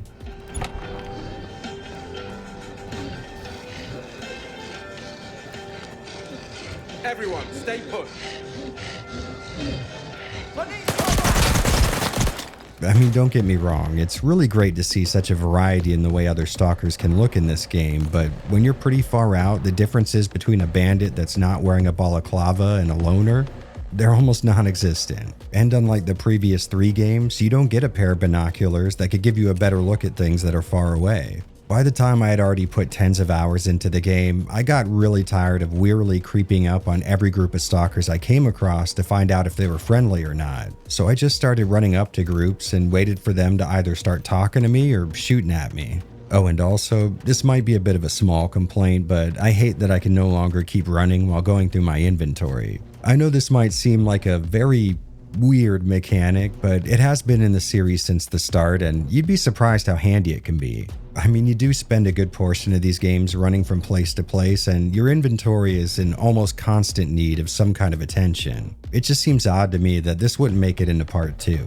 Like, I can understand not using the X key to run anymore, or taking away the 2 different levels of crouch. While it did require a bit of muscle memory rewriting on my part, I came into this understanding there would be some cuts, but why rob me of such a cool feature for seemingly no reason? And on that same note, I was very disappointed with how borderline useless artifacts have become. I mean, they still can be a quasi-important part of your economic trip through the zone, but in the old games, equipping them would give you some serious buffs. If you knew what you were doing, some of the more tedious elements of Stalker gameplay could almost be completely sidestepped with effects like significantly increasing carry weight or stamina. And here in Heart of Chernobyl, they still kind of do that.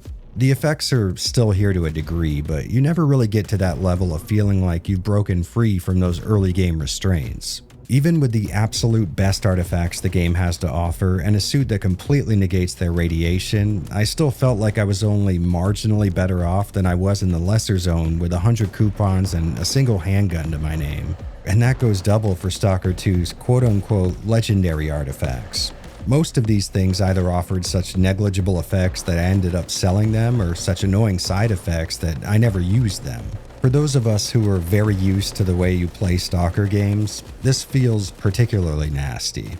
And speaking of nasty, out of all the things that we Stalker fans disagree on, whether it's which difficulty the game should be played at or which weapon is the best meta pick, we all share a fairly common agreement. The ending of Shadow of Chernobyl is absolute torture incarnate. After playing through a game brimming with open vistas that offered long-range combat options, the last hour or so is spent in this nearly endless loop of narrow corridors filled to the brim with monolith soldiers, all rocking the most advanced exoskeletons and Gauss rifles. It is ball-staplingly frustrating, and I think the most eloquently I've ever heard it put is thusly. Once you reach the Chernobyl National Power Plant, do yourself a favor and format your hard drive, because that's going to be a much more fun experience than anything still in store for you. If you don't speak to other fans of this series, you have to believe me when I say that this is about as close to universally agreed upon as you could possibly get in this franchise.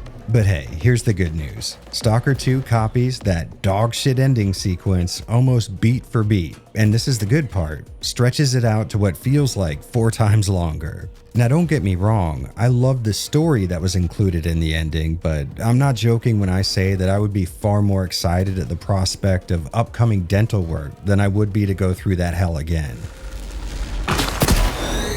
And just in case you thought I was done being mean as hell to this game, I also really didn't like how hard the dev team buffed mutants. To put it simply, every single mutant in Stalker 2 is an absolute killing machine. Even the fleshes, which used to be the most common and least aggressive threats in the zone, take several point-blank shotgun blasts to the face to take down, and they can tear through everything but the most endgame exoskeletons with absolute ease. And listen, I understand that these things are supposed to be something the player fears, but I would argue their new HP values and damage output borders far closer to cheap than scary. Now, there have been tweaks and subsequent updates to these stats, and they have at least made a dent, but you're still going to need to dump about 30 rounds from the game's most effective assault rifles into a bloodsucker before it'll go down. And you know, it would be a real shame if I had to deal with this big of an annoyance for my entire playthrough, but this is Stalker, which means there are other options. Yep, I engaged in a common franchise pastime to fix this little problem and a few other things that bothered me. After a bit of searching, I found a mod that let me select how much I wanted to reduce each mutant's HP, and I'm really happy to report that the modding process in Stalker 2 is much easier than it ever was before. And while I was at it, I also applied a mod that toned down the sniper level accuracy all my enemies seem to have. Like I briefly touched on when talking about the compass, enemies in this game will light your ass up in the dead of night from a mile away while you're in the middle of a forest. These guys don't need line of sight, they just sort of always know where you are, and they could send a bullet to that exact location without much effort at all. For me, these two mods went a very long way into bringing Stalker 2's combat more in line with where I wanted it, and I'm really glad I waited till about the 40-hour mark to install them, so I had a really good idea of how the game normally operates. And since we're already talking about it, I think in terms of complaints, I'm really sad to say that Stalker 2's combat, while it was incredibly fun, are where things are most disappointing to me. Like I said, it's not bad, but it's more that it came so close to being incredible. At the start of the game, disregarding some sort of a crazy loot drop, you're not going to have ready access to powerful weapons or durable armor, which is actually great because neither are most of your enemies. It makes everyone oxymoronically very easy to kill, but perfectly capable of killing you just as easily, and I would say the shooting is much better for it. As you and your enemy's gear starts to scale though, things take a turn further frustrating thanks to a few different intersecting issues. First and most obvious is the fact that more armor means more hits are required to put down a threat, which isn't a negative in and of itself, but exposes a few flaws that weren't so easy to notice before.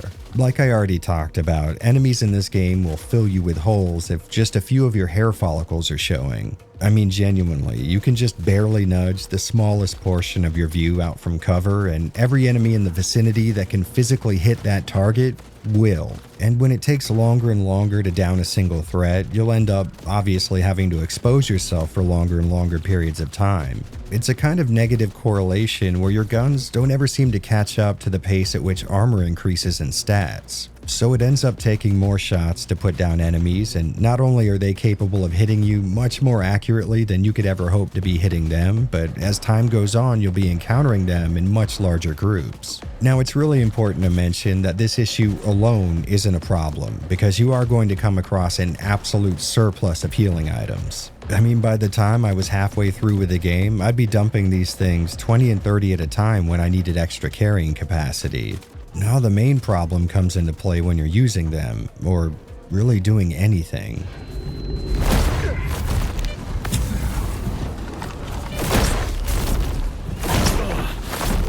Stalker 2, for all of its incredible gameplay, is an amazingly animation-heavy experience. Everything from pulling your guns out, eating food, or using items has what I would call an overly long animation tied to it, and I think this is the final nail in the casket. It's the enemies that take increasingly more and more time to kill, mixed with their expert marksmanship and your annoyingly long animations that can take what is otherwise some very good feeling shooting and push it over the edge to the unsatisfying borderline.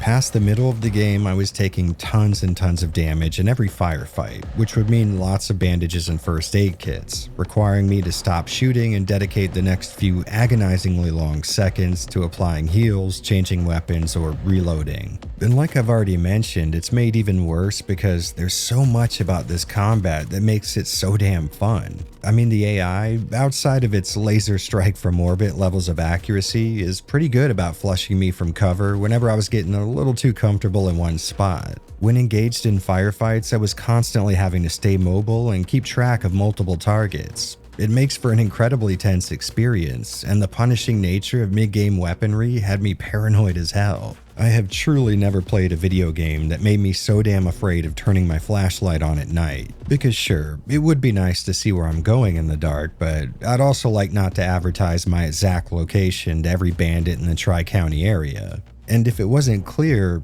I like feeling that way. I enjoy being scared stiff that there's some opposing force sneaking up on me every night, just waiting to drop the hammer down the very second they get anything even resembling a target.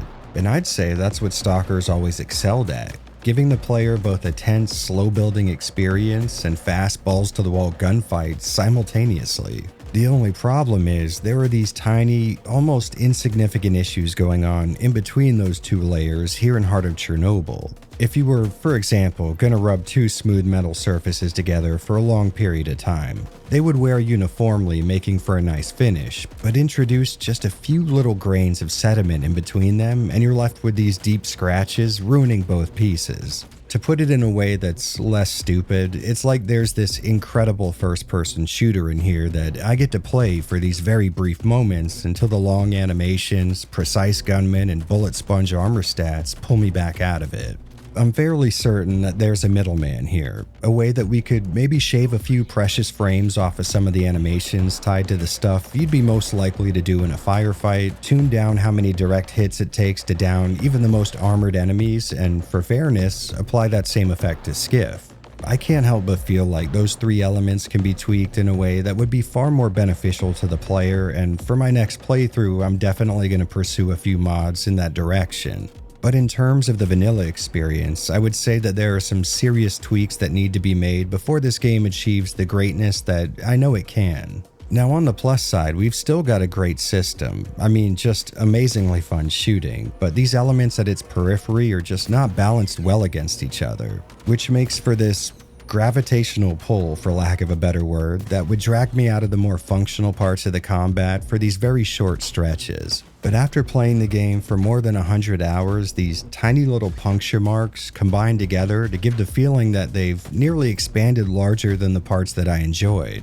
Overall, I still came away with an amazingly positive experience with this game. I mean, I know I've been complaining about it for a good while now, but at the end of the day, this is in no uncertain terms a Stalker game, which means it's about as incredible as it is non-functioning.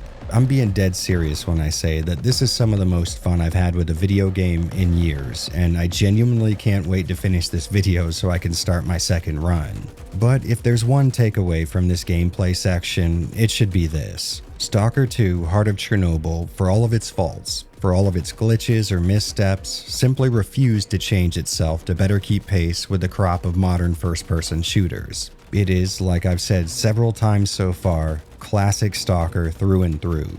And you know, it's not like that's a given nowadays. I mean, if I had a nickel for every reboot, sequel, or remake that completely altered a series' core gameplay, well, I probably wouldn't need to worry about getting views on these videos anymore.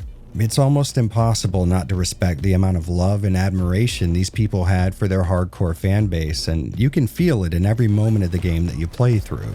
Have you guys ever seen that one video of the Vietnam vet shooting an M60 for the first time since the war? God damn it.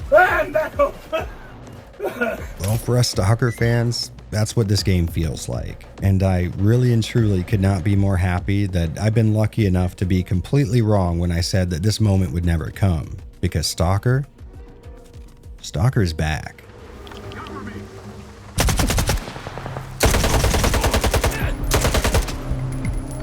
Alright, you guys know I love to drone on and on about graphics tech and visual terminology that most people either don't know or don't care about. And fair warning, that's not going to change anytime soon, so what do you say we get into it?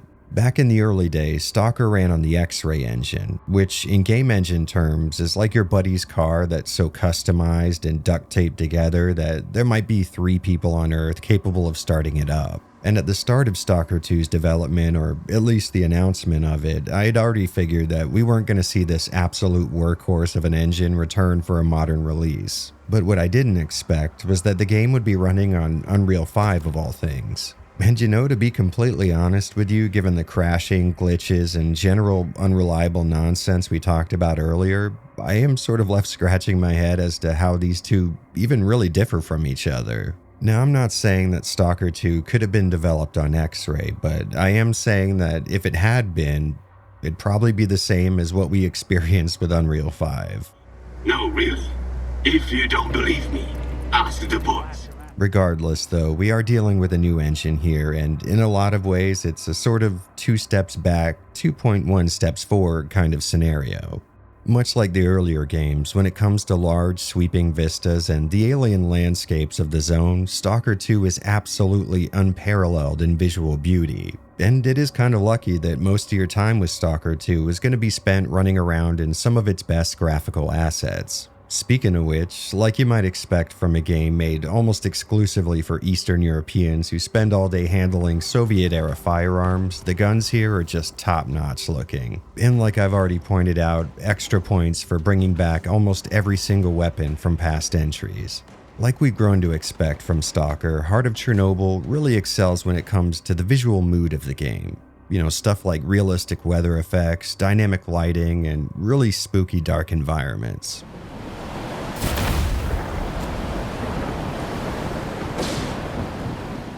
As I put my first few hours into the game, the storms taking place out in the zone were so visually convincing that I would often find some kind of a shelter and let things calm down for a bit before proceeding. Not necessarily because I was afraid of getting struck by a bolt of lightning, although that can happen. No, it was more because it was just a really tense and intimidating situation to be stuck out in. Like I've already said though, the real MVP here, hands down, isn't some new graphics tech, but instead the familiar sights. Seen through the lens of new graphics tech. I remember this really cool moment that happened to me pretty early on. I was just sort of exploring the zone, picking a direction and heading in it, and since there are no loading screens in between areas, I didn't really have an idea of where I was in comparison to where I had come from. And then all of a sudden, I started looking around and this big smile just came to my face. I remember saying out loud, "Holy shit, I'm in the garbage." At that point, I had spent hours just running around the starting area, the lesser zone, which was brand new to me. And it was this really cool moment of realization when I started recognizing my surroundings almost subconsciously. And moments like that continued the more I played. It's a feeling I'm not really going to be able to properly explain to anyone who never played these games all those years ago, and that's fine because it wouldn't really mean that much to them even if I could. So suffice it to say, this game looks really, really good in most scenarios. Some facial animations can be lackluster, and it's not all too uncommon to see shadows dance around on the wall as the sun mechanically ticks through the sky. But overall, this is a game that plays very, very well to its visual strengths. For every flaw you might notice, there's about 10 convincingly atmospheric treks through some alien vista or underground research facility to make up for it. But at the risk of devaluing what I just said, I sort of have to touch on a subject that I'm finding myself talking about more and more lately. I wouldn't be caught dead saying Stalker 2 has bad lighting. In fact, areas blasted with sunlight are actually where the game, unintended, shines the most. That being said, it's the absence of light that I take issue with. Taking a look at one of the classic Stalker titles, one thing stands out above everything else. Strong, harshly defined shadows, which was the style at the time. Here in Heart of Chernobyl though, you've got a lighting system that's undoubtedly more realistic by comparison, but not quite as visually attractive in my opinion. Now this may be due to me coming up during an age where dynamic shadows were all the rage and new games lived and died by how well they could display that tech. It was an era where light and dark existed as two distinctly defined states, with next to no gradient in between them, for lack of a better word. Stalker 2, on the other hand, does a great job at representing the more subtle ways light can manifest in real life, but I can't necessarily say that I find the shadows cast by that light to be as appealing as what you'd find in the old X-Ray Engine titles. Let's take a look at the entrance to the Agroprom Underground. In Stalker Shadow of Chernobyl, it's pitch black with these almost impenetrable shadows, but the same area in Stalker 2, it looks a little flat comparatively. Which isn't to say that dark environments in this game necessarily look bad, but instead that I sort of prefer the look of less realistic shadows with their distinct boundaries and sharp lines. On the plus side though, well-lit areas in Stalker 2 are some of the absolute best examples of modern dynamic lighting available right now, so I guess we can call this one a draw. Continuing with the comparisons, in previous entries, the Chornobyl Exclusion Zone could be a very barren plot of land. You did have the odd tree or patch of tall grass, but for the most part, the landscape could be relatively simplistic in natural detail. Something you most certainly cannot say about Part 2. Nearly every square inch of ground in this game is littered with swaying blades of grass, big leafy trees, and you can always count on some kind of detritus getting caught up in the breeze, making for some truly breathtaking scenes. Honestly though, one of the best aspects of the game's presentation is the fact that it's running on Unreal 5 and yet somehow isn't completely impossible to drive at frame rates above 60 FPS. I mean, it's definitely not what I would call the picture of efficient optimization, but in terms of modern PC games, it's one of the easier to drive releases I've seen in the last few years. We're going to get into specifics and downsides a little further on, but after enabling DLSS, I was free to jack every other setting up to max and still had a bit of headroom left over. Now personally, I prefer a higher frame rate over placebo-level graphical features, so I backed things down a bit from ultra settings and found a great middle ground where I could still be in awe of the visual package, but could easily hit the 85 to 110 FPS region. I will admit though, this was mostly due to using DLSS's frame generation. Something I don't really think I've ever messed around with before, so I might not be the best authority on this, but the general idea is that your NVIDIA GPU is going to take 2 actual frames of video and average out their differences to essentially produce a few generated frames to place in between them, which results in a much smoother perceived frame rate. Now, this obviously isn't a process that has 0 downsides, but to be fair, I couldn't exactly detect any outside the normal stuff you see when using DLSS anyways. So as far as I'm concerned, or until I've been proven otherwise, it's basically free performance. And you know, that's a good summary for this entire category. Honestly, things are mostly positive here. Stalker 2 is an amazing looking video game that doesn't require some kind of a theoretical future computer powered by the monolith itself to drive a playable frame rate, or at least it didn't on my setup. But you guys know this isn't the kind of channel that you watch to hear about everything working as intended, so let's dive into some downsides. Like I've already said, this game is surprisingly good on resources when using DLSS, but like I've also said in the past, I really hate having to rely on real-time image scaling in modern PC titles. I mean, don't get me wrong, it is a great feature for people who lack a lot of hardware to throw at a game, but forcing everyone to use it means even people with monster rigs have to deal with the visual downsides of DLSS. You know, stuff like motion trails and dark scenes, or whatever the hell this is. And having said that, I was pretty damn stoked to see that I could actually drive this game at native 4K above 60 FPS without using DLSS. Or I guess I should say that I theoretically could, because while the frame rate without image scaling is still very playable, the result is this overly sharp, pixelated mess. Of course, YouTube's harsh image compression can often smear small details together, so let's zoom in real far and give you guys an idea of what I'm seeing here in the raw video. Notice how the screen is so aliased and pixelated that it seems to strobe off and on because all of the crawling edges. Man, I am truly at a loss for words here. This only happens when I turn DLSS off, and the anti-aliasing option has absolutely no effect on it. As a matter of fact, while I was writing this script, I went through every single graphical option the game has to offer, and nothing touches this outside of DLSS. So I'm essentially driven to use that option, not for the added performance it offers, but because otherwise the game is what I would call visually unplayable. I mean, I'm really floored. I've genuinely never seen anything like this before in a PC game. Getting away from video settings for a second though, I did have one pretty annoying issue throughout the entire experience, and that's what I would call an aggressively close distance for environmental pop-in and LOD. Just walking forward out in the zone, your eye is almost constantly being drawn to new assets just poofing into existence or low detail ones being swapped out. And the worst part is, all of this is happening out in the middle distance where you'd naturally be looking for a good portion of the game anyways. Now on the plus side, it can be easy to sort of convince yourself that you're not seeing it anymore, and the same thing did happen in the original, so maybe we can just call this one of those things they included in the spirit of authenticity.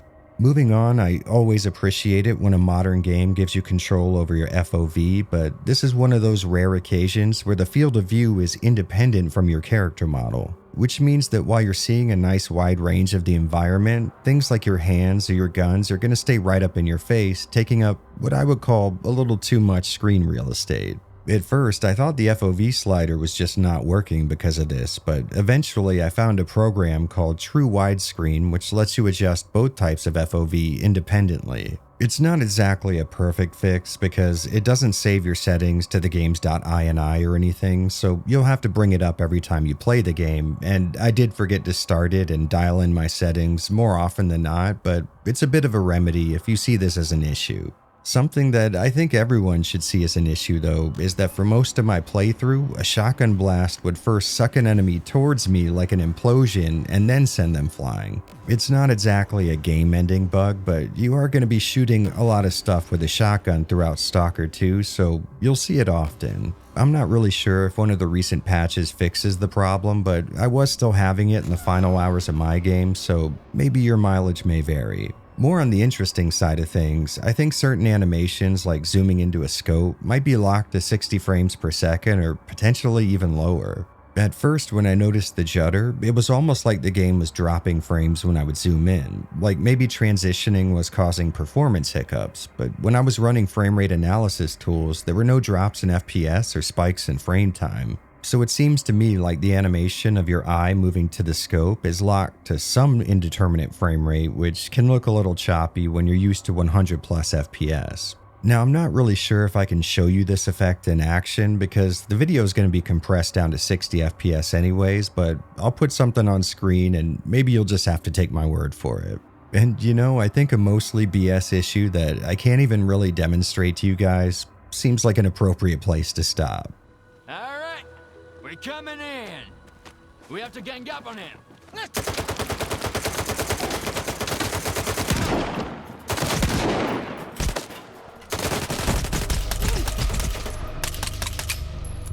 As a AAA video game, I can't necessarily say that Stalker 2 is one of the best looking total packages I've seen, but that doesn't mean it's a visual slouch. You can 100% tell where the developers placed most of their effort, and I think those areas are exactly where it needed to go. Besides, we're talking about a massive, seamless landscape. Just in terms of sheer content, I don't think you could have done much better than what these guys pulled off. Above everything else, though, I would call Stalker authentic. I mean, sure, we're looking at a multi-generational leap forward compared to the previous entries, but regardless of that, it's still a very recognizable part of that series, and I think that's really important. Maybe not as much for most sequels, but definitely for this one. I'm sure it wasn't easy to balance upgrading the game's graphics alongside keeping its visual identity alive, but I'm really glad they pulled it off so well. Like I said earlier, it wasn't uncommon for me to crest a hill when traveling from outpost to outpost and see some shining late afternoon vista that would just stop me in my tracks. So whatever graphical downsides it does have, which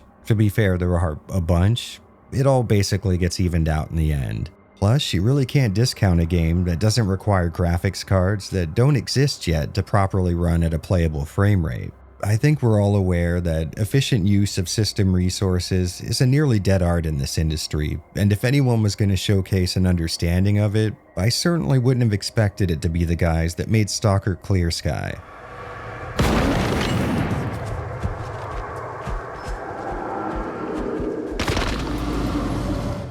When talking about a game like this, there are some special conditions to keep in mind. I mean, sure, there is value in figuring out whether or not it's a functional video game, but almost more important than that is whether or not it stays true to the legacy it belongs to. And this may sound overly positive coming from a guy who was wildly skeptical during its development, but given this criteria, I would say Stalker 2 is, well, it's fucking incredible. In fact, I would go as far as to say it's damn near perfect. Not so much in terms of technical execution or anything. I mean, I did just spend like half of this video's runtime complaining about its flaws, but just in terms of delivering an unmolested version of the Stalker franchise. It made zero concessions for modern audiences, took almost nothing away from the original series blueprints, and just delivered the kind of game that you would have wanted had you have just finished a playthrough of Call of Pripyat, Clear Sky, or Shadow of Chernobyl. And I'm being for real here. There are almost no words I can think of that could describe just how much I respect and appreciate that. At the end of the day, this game offers up precisely what I and millions of other Stalker fans around the world were looking for. A new adventure inside the zone, using the gameplay and mechanics that we all already fell in love with. And it hits even harder for me because before Heart of Chernobyl dropped, I had already reserved myself to it losing a bit of its unique identity because, like, why wouldn't it? I mean, a situation like this is almost unheard of in the games industry. A franchise that stopped putting out titles 15 years ago all of a sudden releases a new entry, and it's like it never stopped. Like time stood still in the interim. Which is fitting because Stalker has always sort of existed in a self-made cocoon, happy to do its own thing regardless of how things were supposed to be done. And that's an attitude you just aren't conditioned to expect these days. Something like this is a very risky endeavor that can really only be pulled off when you know you've got an incredibly supportive fan base backing you up. And judging from both fan and developer reactions, it seems like this move has paid off more than anyone could have hoped for. Which is good in a few different but equally valuable ways. A, it might just mean that this series has a little more life left in it, but B, it shows everyone else that this sort of thing can be done.